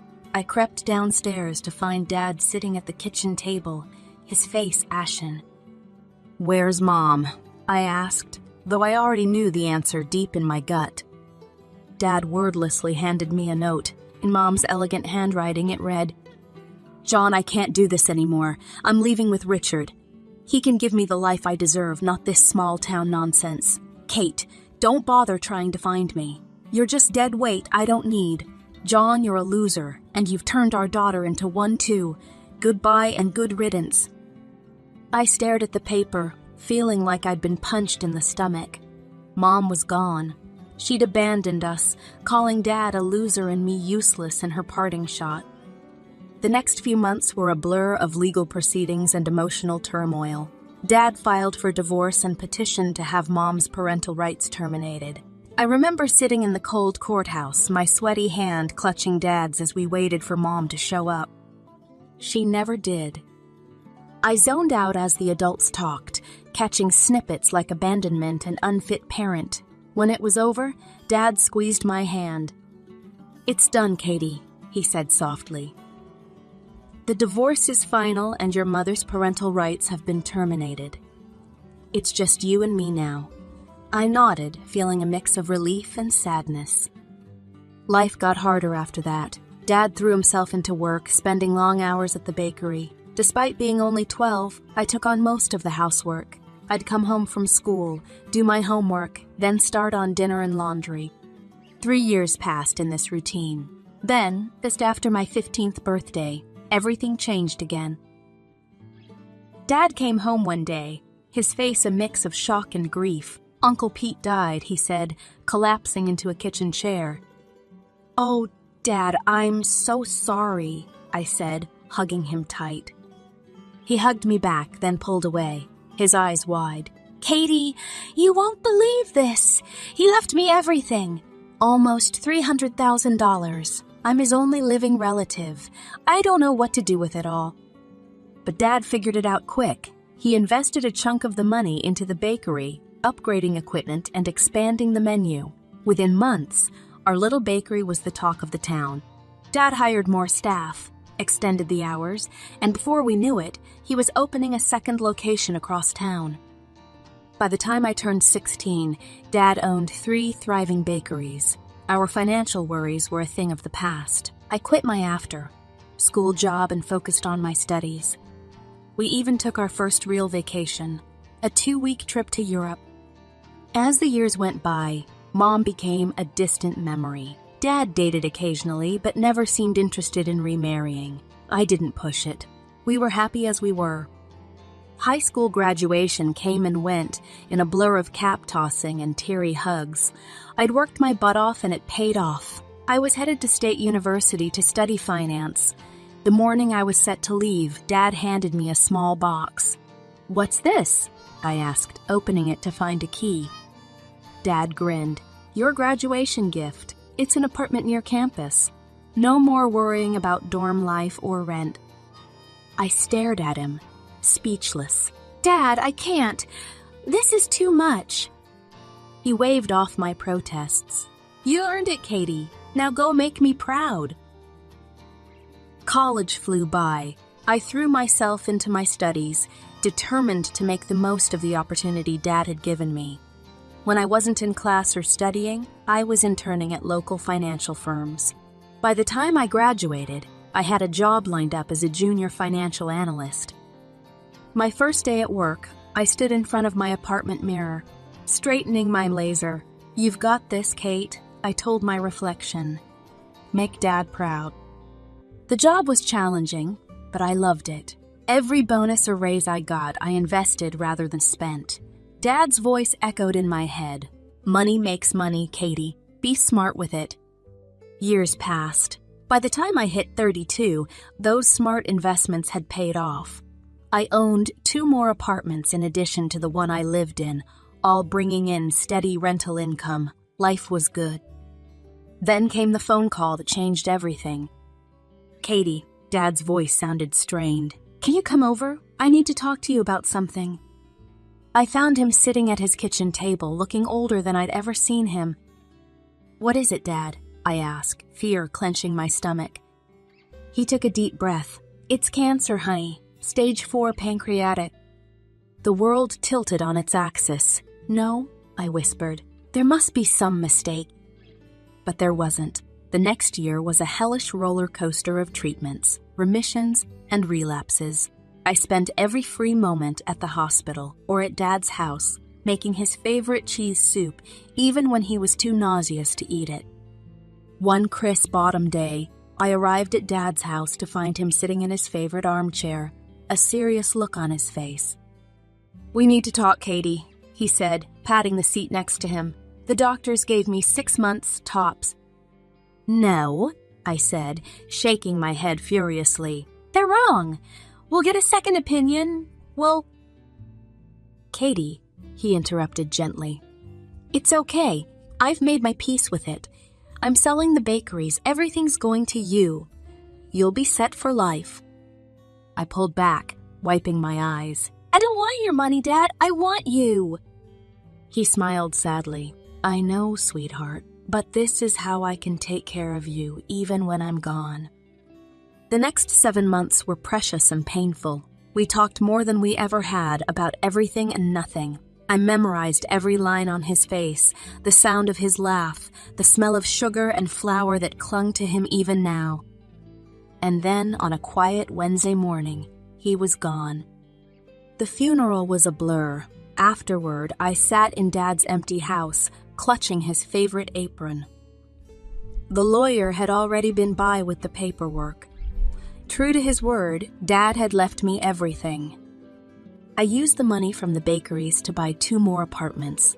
It felt right, somehow, building something lasting, just like Dad had done.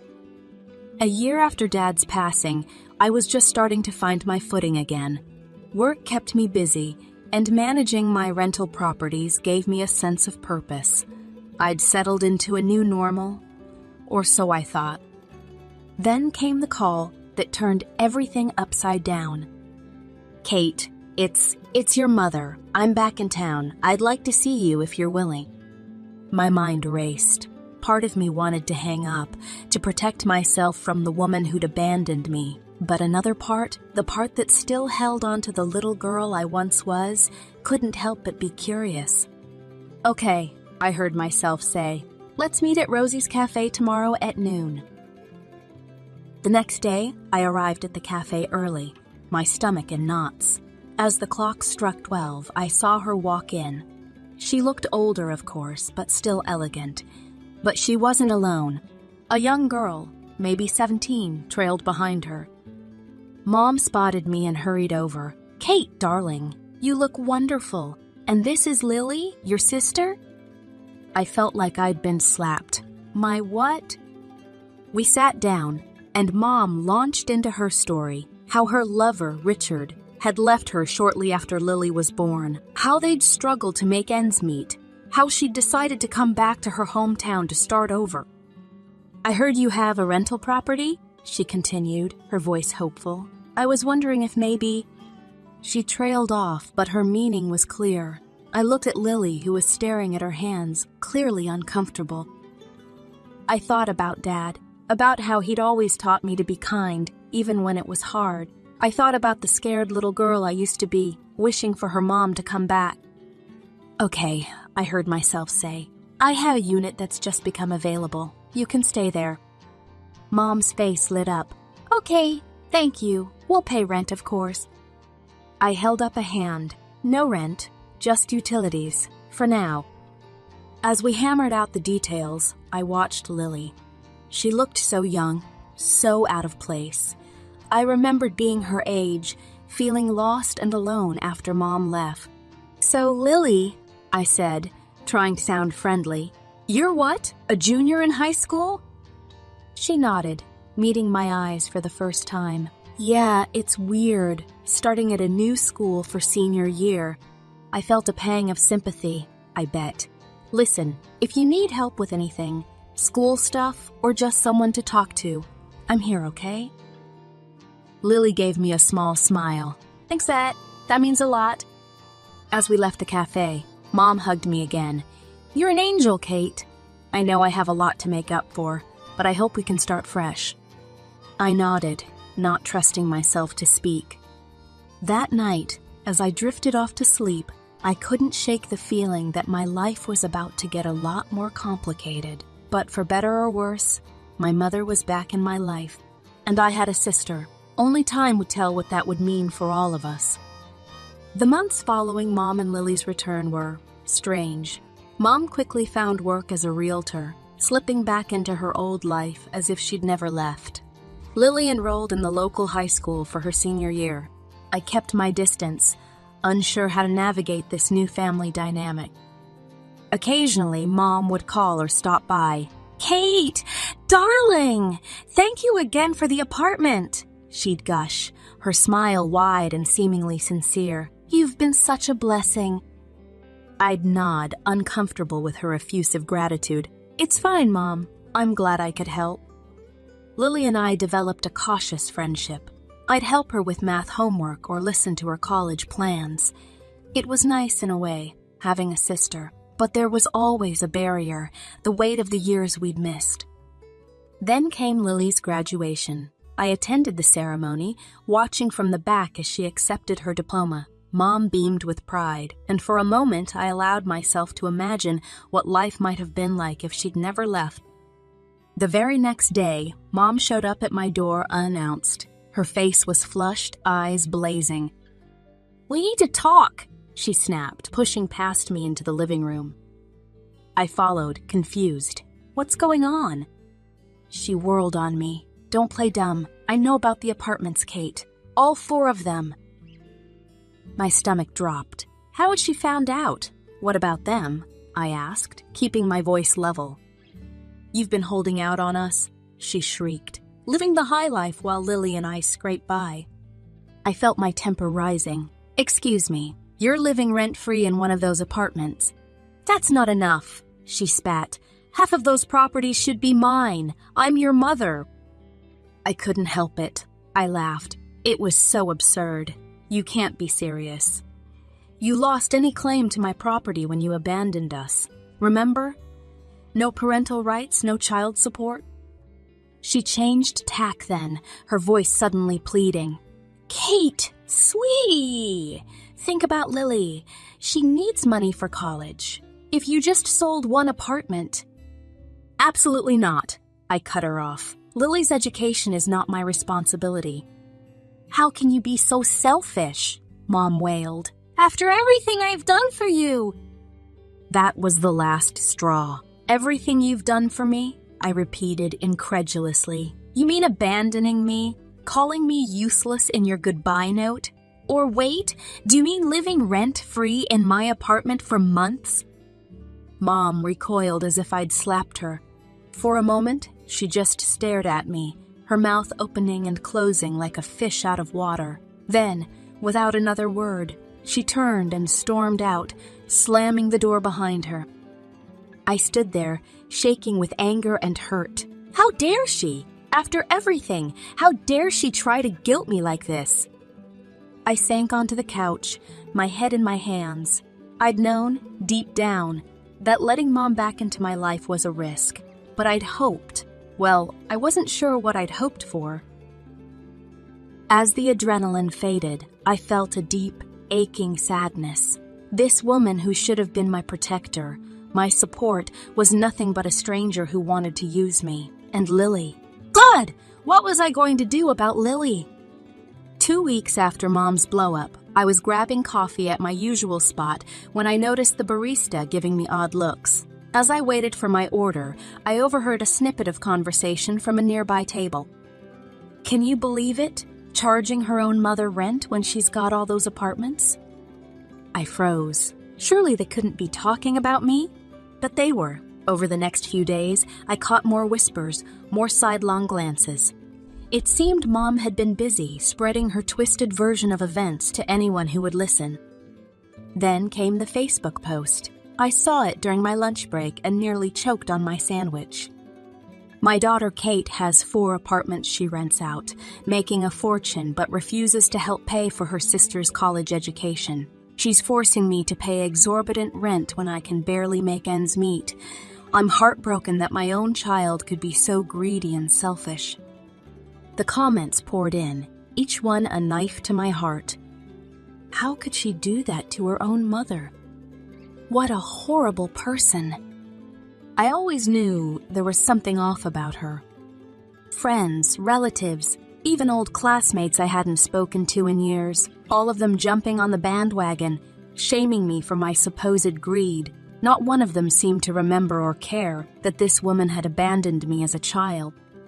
Just when I thought things couldn't get worse, my boss called me into his office. Kate, he said, his face grave, we need to talk about this situation with your mother. It's starting to affect the company's reputation. I felt the blood drain from my face. Sir, I can explain. He held up a hand. I'm not asking for details, but I need you to resolve this quietly and quickly. We can't have this kind of drama associated with our firm. Understand? I nodded numbly, not trusting myself to speak. Back at my desk, I found an email notification about unpaid utilities for Mom's apartment. Great, just great. With shaking hands, I dialed Mom's number. What do you want? She snapped by way of greeting. I took a deep breath, trying to keep my voice steady. Mom, there are unpaid utility bills for your apartment. We agreed you'd cover those, remember? She scoffed. Oh, please! You're rolling in money from all those apartments? You can afford to pay a few bills. That's not the point, I said, my patience wearing thin. We had an agreement. An agreement? She interrupted. Like the agreement that you'd help your family? Fat lot of good that did us. I sat there, phone in hand, feeling like the world was crumbling around me. How had I let things get this far? I'd tried to do the right thing, to be kind and generous, and this was how I was repaid.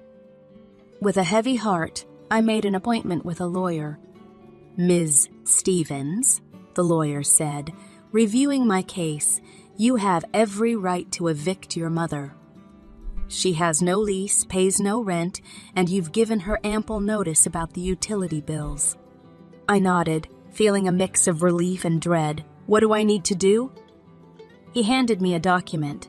"This is an official eviction notice. Serve it to her, and if she doesn't comply, we can take legal action." Armed with the paper, I drove to Mom's apartment. My apartment, really. My hands shook as I knocked on the door. Mom answered, her face twisting with displeasure when she saw me. "Oh, it's you. Have you finally come to your senses about selling an apartment for Lily's college?" Lily's picked out her school. "Tuition's due next month." My shock turned to anger. "Are you serious right now? After everything you've done, you're still making demands?" "Don't be so dramatic," Mom scoffed. "It's the least you can do for family." That was it. The last straw. I thrust the eviction notice at her. "Here, you have 30 days to vacate the premises." Mom stared at the paper, her face going pale. Then, without warning, she exploded. "You ungrateful little brute!" she screamed, her voice echoing through the apartment. "After everything I've done for you!" I stood my ground. "Everything you've done? You mean abandoning me? Spreading lies about me?" She lunged forward, her hand raised. I flinched, but the blow never came. Instead, she grabbed the front of my shirt, spitting insults in my face. "You're nothing. You hear me? Nothing but a selfish, heartless." I managed to break free, fumbling for my phone. "That's it. I'm calling the police." Mom's eyes widened, but she didn't back down. She continued her tirade, her words becoming more vicious with each passing second. When the police arrived, I was shaking, tears streaming down my face. I showed them the eviction notice, explained the situation as calmly as I could. "Ma'am," one officer said to Mom, "I suggest you calm down and discuss this civilly with your daughter." Mom sneered. "Civilly? With her? She's trying to throw us out on the street." The other officer turned to me. "Ms. Stevens, legally, this is a civil matter. We can't forcibly remove her without a court order. I'd suggest trying to work this out between yourselves or taking it to court if necessary." I nodded, feeling defeated. As the police left, Mom's triumphant smirk made my blood boil. "You won't do it," she taunted. "You don't have the guts to take your own mother to court." I stared at her, this woman who had given birth to me, but had never truly been a mother. In that moment, I felt something inside me harden. "Watch me," I said, my voice low and steady. Before she could respond, I turned and walked away. As I reached my car, I heard the slam of the apartment door behind me. As I drove home, I thought about what lay ahead. A court battle, more drama, more pain, but also, maybe, a chance to finally break free from the toxic hold my mother had over me. The day of the court hearing arrived, and I felt like I might throw up. As I walked into the courtroom, I saw Mom and Lily sitting on the opposite side. Mom's eyes were red and puffy, while Lily looked like she wanted to disappear. The proceedings began, and Mom put on quite a show. She wept dramatically, her voice breaking as she addressed the judge. "Your Honor," she sobbed, "my daughter has become so cold-hearted. She's trying to throw her own mother and sister out on the streets after everything I've done for her." I clenched my fists, willing myself to stay calm. Then my lawyer stood up, and I felt a wave of relief wash over me. "Your Honor," he began, his voice steady and confident, "I'd like to present some evidence that paints a very different picture of this situation." He proceeded to lay out the facts: Mom's abandonment when I was 12, the termination of her parental rights, her failure to pay any child support. He showed the judge the documentation of the rent-free arrangement and the unpaid utility bills. But he wasn't done. Furthermore, Your Honor, we have evidence that Mrs. Stevens is not, in fact, in the dire financial straits she claims. Mom's head snapped up, her eyes wide. My lawyer continued, Mrs. Stevens owns an apartment in another city, left to her by her former partner. She currently rents out this property for a substantial monthly income. The courtroom fell silent. The judge turned to Mom, his expression stern. Is this true, Mrs. Stevens? Mom's face had gone pale. She opened and closed her mouth a few times before finally whispering, Yes, Your Honor. The judge's voice was cold as he delivered his verdict. This court grants the eviction. Furthermore, Mrs. Stevens will pay back rent for the month she occupied the apartment rent-free. Mrs. Stevens, your actions are nothing short of unconscionable. This case is closed. The gavel came down with a bang that seemed to echo through my entire body. It was over. We'd won. As we left the courtroom, I caught sight of Lily. She looked lost, confused, and my heart ached for her. This wasn't her fault. I walked over to her, ignoring Mom's glare. Lily, I said softly, I'm sorry it came to this. If you need help, real help, you can still reach out to me, okay? She nodded, tears in her eyes. I'm sorry, Kate, I didn't know. I gave her a sad smile and walked away, feeling like a weight had been lifted from my shoulders. In the weeks that followed, Mom and Lily moved out of my apartment. I heard through the grapevine that they'd gone to live in Mom's other property. I didn't try to contact them, and they didn't reach out to me. As I stood in the now empty apartment, memories of the past few months flashed through my mind. The hope I'd felt when Mom came back, the pain of her betrayal, the stress of the court case, but underneath it all, I felt free.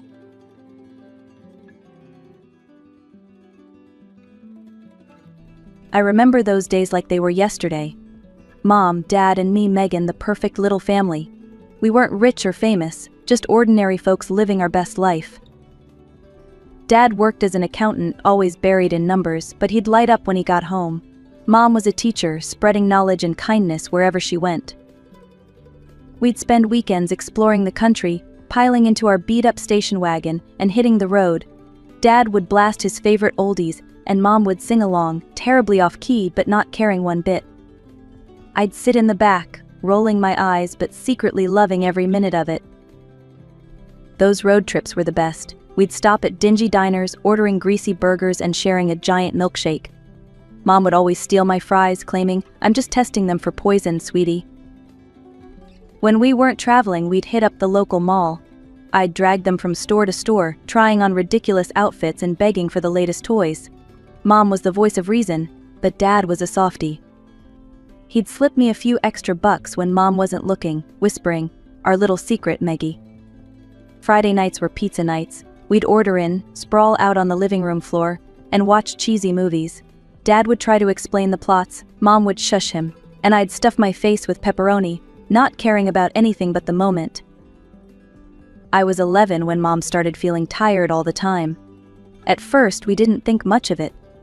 Teaching is exhausting after all. But then came the doctor visits, the worried whispers, the hushed phone calls. I didn't understand what was happening. Nobody told me anything, but I could feel the change in the air. The laughter became less frequent, the road trips stopped, and pizza nights were replaced with quiet, tense dinners. One night, I overheard Dad on the phone, his voice cracking as he spoke. The treatments aren't working, Mike. I don't know what we're going to do. That's when I knew. Something was very wrong with Mom, and our perfect little world was about to shatter. I wish I could go back to those happy days, freeze time, and stay in that bubble of blissful ignorance forever, but life doesn't work that way. The storm was coming, and there was nothing I could do to stop it. For now, I close my eyes and try to remember the good times. The smell of Mom's perfume, the sound of Dad's laughter, the taste of Friday night pizza. Those memories are all I have left of the life I once knew, the life I desperately wish I could return to. It happened on a Tuesday. I remember because it was pizza night, but there was no pizza, no laughter, no mom.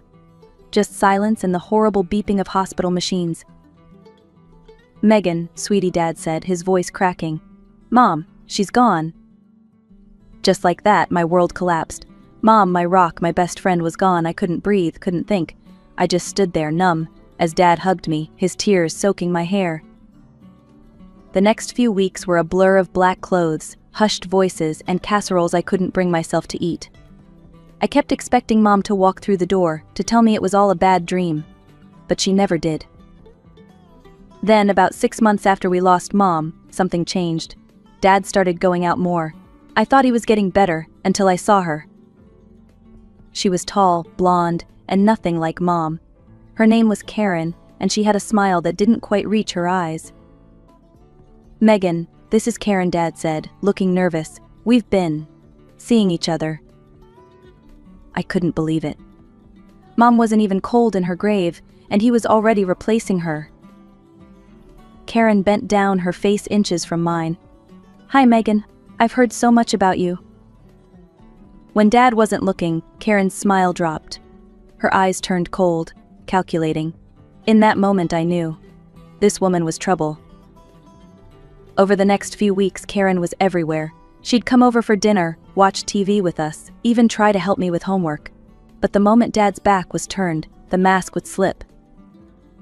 "Listen, kid," she hissed one day when we were alone. "I'm here to stay. Don't get any ideas about messing this up for me." I tried to tell Dad, I really did, but he just shook his head. "Megan, I know this is hard for you, but Karen's a good person. You're just jealous. Maybe we should get you to talk to someone." Jealous? I couldn't believe it. My own father thought I was making this up. Before I knew it, I was sitting in a therapist's office, being told I had adjustment issues and difficulty with change. Karen had somehow convinced everyone, Dad, our relatives, even the neighbors, that I was troubled. Poor Megan, I'd overhear her saying on the phone. "She's having such a hard time. There are mental problems. We're getting her the help she needs." Then came the bombshell. A year and a half after Mom died, Dad dropped the news. "Megan, Karen and I, we're getting married. We thought it'd be best if you spent the summer at camp. Give you some time to adjust." But I knew the truth. They were shipping me off so I wouldn't ruin their perfect day with my sour face, as Karen put it. I left for camp with a heavy heart, knowing that when I returned, everything would be different.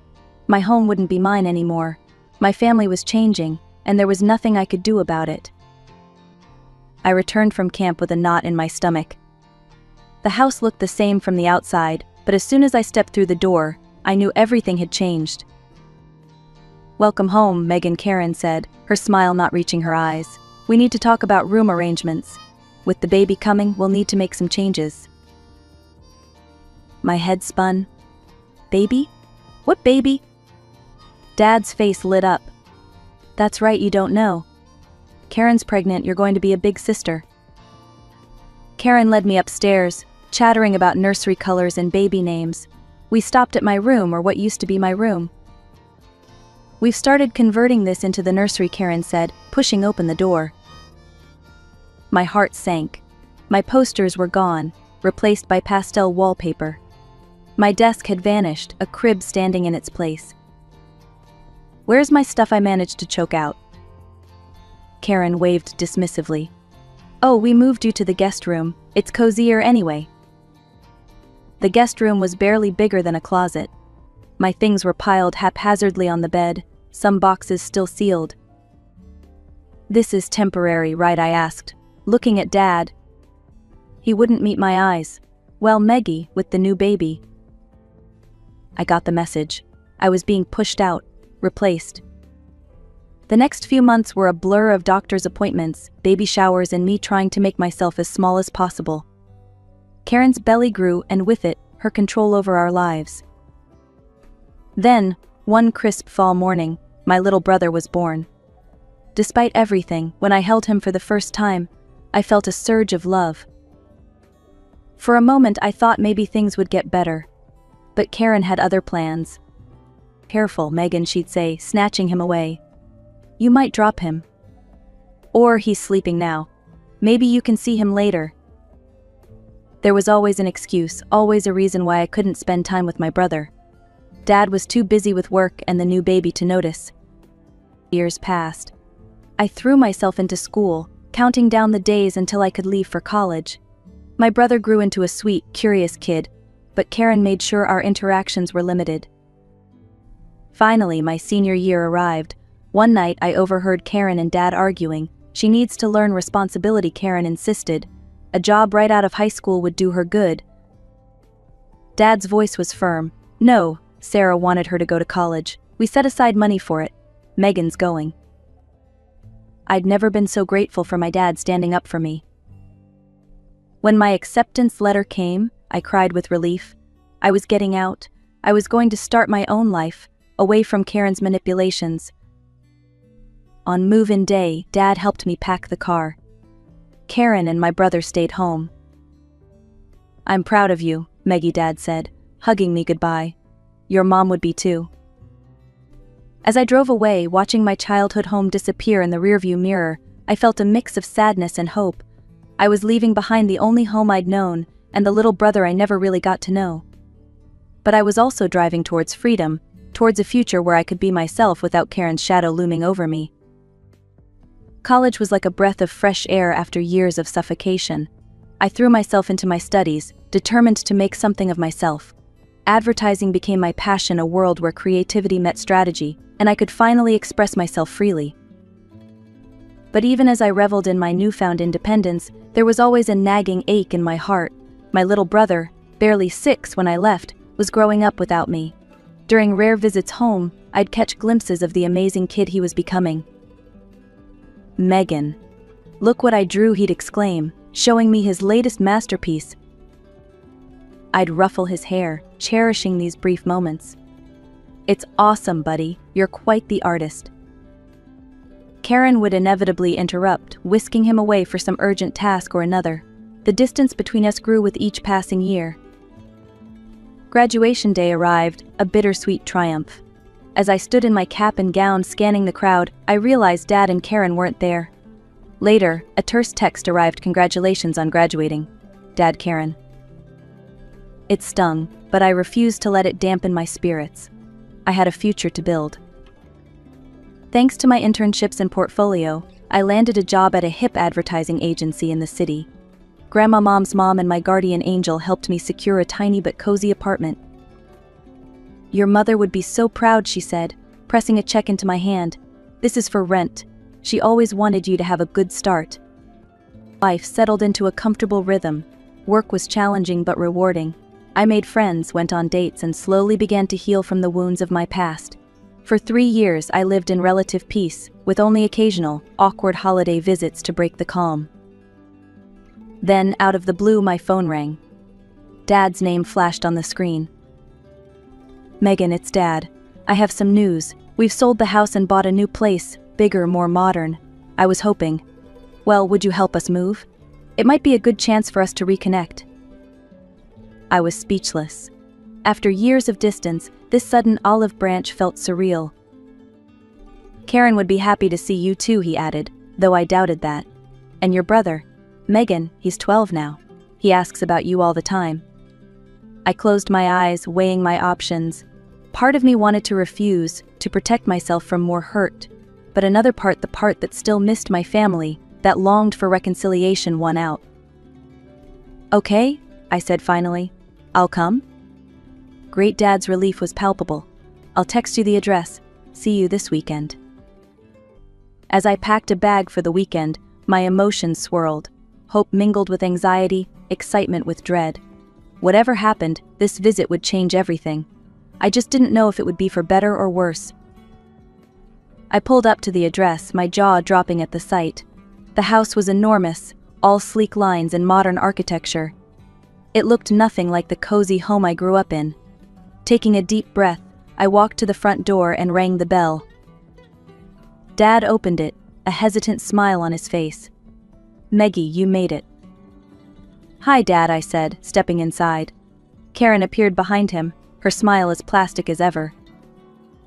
"Megan, how nice of you to come," she said, her tone suggesting anything but. I looked around, expecting to see my brother. "Where's—" "Oh, he's staying with my parents for the weekend," Karen cut in smoothly. "We thought it would be easier to move without him underfoot." The look in her eyes told me everything. This was deliberate. She'd made sure my brother wouldn't be here, denying me even this small chance to reconnect with him. Swallowing my disappointment and anger, I forced a smile. "So where do you want me to start?" For the next few hours, I threw myself into the work. I scrubbed floors, arranged furniture, and hung curtains. It was easier than trying to make conversation with Dad or enduring Karen's false pleasantries. As I was sorting through some boxes in what would be the study, I came across a pile of framed photos. My heart stopped as I recognized one particular frame. It was a portrait of Mom, the one that used to hang in my childhood bedroom. Her smile beamed at me from beneath a layer of dust. Clutching the photo, I walked into the living room where Dad and Karen were discussing paint colors. "Dad," I said, my voice shaking slightly, "why is Mom's picture in a pile of junk?" Dad's face fell, a mix of guilt and sadness crossing his features. He opened his mouth to speak, but Karen beat him to it. "Oh, that old thing," she said dismissively. "We decided those photos don't really fit with the new decor. They're a bit superfluous, don't you think?" Superfluous. The word hit me like a slap. My mother's memory, reduced to an outdated decoration. "Superfluous," I repeated, my voice dangerously low. "This is my mother, your wife," I added, looking at Dad. Dad at least had the decency to look ashamed. "Megan, we didn't mean." But I was already moving, gathering up every photo of Mom I could find. I found her old jewelry box, a few of her books. Without a word, I carried them out to my car, ignoring Karen's protests and Dad's weak attempts to explain. As I placed the last item in my trunk, I felt a storm of emotions threatening to overwhelm me. Anger at Karen's callousness, disappointment in Dad's spinelessness, and a deep, aching sadness for the mother I'd lost and the family that seemed beyond repair. I slammed the trunk shut, the sound echoing in the quiet street. For a moment, I considered getting in the car and driving away, leaving this mess behind once and for all. But something stopped me. Maybe it was the memory of Mom, her voice in my head telling me to be strong. Maybe it was the thought of my little brother who I still hadn't seen. Or maybe it was just sheer stubbornness, refusing to let Karen win. Whatever it was, I found myself walking back into the house. Karen was nowhere to be seen, probably hiding to avoid confrontation. Dad stood in the hallway looking lost, so I went back to cleaning, trying not to think about Dad's betrayal. As I was about to leave, Dad caught my arm. "Megan, wait. There's something else." I turned, eyebrow raised. "What now?" He shifted uncomfortably. "We're having a housewarming party in a few days. We would really appreciate your help." Before I could respond, Karen swooped in, her voice dripping with false sweetness. "Oh yes, Megan, we could really use your assistance. Perhaps you could handle the catering? I'll take care of the cleaning, invitations, and overall organization." I opened my mouth to refuse, but Dad jumped in. "Please, Meggie, all our relatives and friends will be there. We can't manage without you." His pleading eyes wore me down.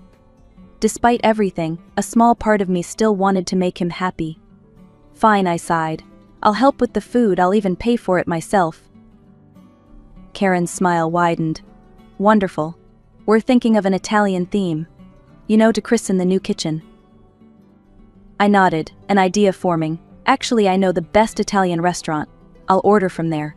Quality guaranteed." Oh, Karen's eyes narrowed slightly. "What's the name of this restaurant?" "Bella Notte," replied, watching her carefully. She nodded, looking satisfied. "Sounds perfect. We'll leave it in your capable hands then."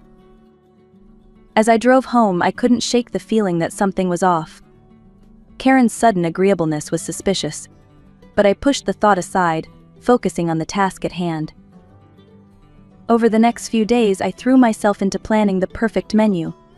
I called my friend Maria, owner of Bella Not. "Megan, it's been too long," she answered cheerfully. "Hey Maria, I need a favor. My dad's having a housewarming party, and I'm in charge of food. Think you can help me out?" "For you? Anything. What are you thinking?" We spent an hour crafting the perfect Italian spread. Antipasti platters, handmade pastas, tiramisu for dessert, the works. I spared no expense, wanting to prove I could handle this responsibility. After finalizing the order, I felt a mix of anticipation and nervousness. Despite everything, a small part of me hoped this party might be a turning point. Maybe, just maybe, we could start to heal our fractured family. The next week dragged by slowly. I kept myself busy with work, but my mind often wandered to the upcoming party. I checked and double-checked the order, making sure everything was perfect. The day before the housewarming party, my phone rang. It was Maria from Bella Not. "Hey Megan, I'm a bit confused. Your stepmother called yesterday and asked to move the food delivery to today. Did the party date change?" My heart sank. "What? No, it's supposed to be tomorrow." Oh, Maria sounded worried. "Well, I wanted to double-check with you before making any changes." I thanked her, my mind racing. After hanging up, I immediately called Karen, my suspicions on high alert. "Hi Karen, just wanted to confirm the party details for tomorrow," I said, keeping my voice neutral. "Oh yes, everything's set for tomorrow at 7 p.m, she replied smoothly. "We're looking forward to it." I thanked her and ended the call, my hands shaking with anger and disbelief. It was clear now Karen had tried to change the delivery date behind my back. She wanted me to miss the party entirely. Taking a deep breath, I called Maria back. "Hey, it's me again. I need to cancel the order," I said, my voice tight. "Cancel? But Megan, are you sure? It's a lot of food and it's all paid for." "I know. Keep the payment, consider it a gift. Use the food for the restaurant if you can." After hanging up, I sat in stunned silence. The betrayal stung, but a part of me wasn't surprised. This was classic Karen, always finding new ways to push me out. The same evening, curiosity got the better of me. I opened my social media and saw my cousin was live streaming from the party. There it was, the housewarming in full swing, happening right now, a day early. I watched, a mix of hurt and anger building inside me, as Karen showed off the new house. She preened for the camera, pointing out design features and accepting compliments from guests. Suddenly a voice off camera asked, "Where's Megan? I thought she'd be here." Karen's face changed, a look of false concern replacing her smile. "Oh, you know Megan, she's always been a bit unsociable. Some mental health issues, poor dear. She said she couldn't make it." I felt like I'd been punched in the gut. Mental health issues? Unsociable? The lies flowed so easily from her lips. Karen quickly changed the subject, steering the conversation back to the house. "Now, who's ready for some amazing Italian food? It should be here any minute." The guests cheered, and Karen beamed at the camera. Half an hour passed, and I could see the guests starting to look restless. Karen's smile became strained as she kept assuring everyone the food would arrive any minute now. I couldn't tear my eyes away from the live stream. Karen's perfectly crafted facade was crumbling before my eyes. Her smile had become a grimace as she dialed the restaurant's number, the speakerphone amplifying every word for the gathered guests. "Hello, Bella Not. This is Karen. Where is our food order?" The response was clear and devastating. "I'm sorry, Mom, but that order was cancelled earlier today by Megan. There won't be any delivery." Karen's face contorted with rage. "What? That little John," she shrieked, turning to my father. "Call Megan right now." Dad, looking flustered, pulled out his phone. I watched, heart pounding, as he dialed my number. When I answered, his voice boomed through the speakerphone. "Megan, how could you cancel the food order? You've ruined everything." Taking a deep breath, I replied calmly, "Dad, why did you change the date of the housewarming? Why wasn't I invited?" The room fell silent. Dad's face paled as he stammered, we, Karen said. Murmurs rippled through the crowd. Guests exchanged meaningful glances, eyeing Karen and Dad with suspicion. Suddenly Karen snatched the phone from Dad's hand. "You ungrateful brat," she screeched. "After everything we've done for you, you're trying to sabotage us, aren't you?" I let her rant for a moment before speaking, my voice steady and clear. "I think everyone can see now who really has mental health issues in this family. And it's not me." Karen's hysterical shouting filled the room, but I could see the damage was done. Guests were backing away, some already heading for the door. "I'm done being your scapegoat, Karen," I said firmly. "And Dad, I'm done watching you choose her over your own daughter. Goodbye." I ended the call and closed the live stream, my hands shaking but my resolve strong. It was over. The lies, the manipulation, all of it laid bare for everyone to see. In the days that followed, I ignored the barrage of calls and messages from Dad and other family members. I needed time to process, to heal. A week later, Dad showed up at my apartment. He looked haggard, his eyes red-rimmed. "Megan, I'm so sorry," he began. "I've been blind. I let Karen control everything, and I lost sight of what really matters. Please, give me a chance to make things right." I wanted to slam the door in his face, but something in his expression stopped me. "It's not that simple, Dad. You abandoned me. You forgot about me." "I know," he said, his voice breaking. "But I want to change. I promise I'll do better. Please, Meggie."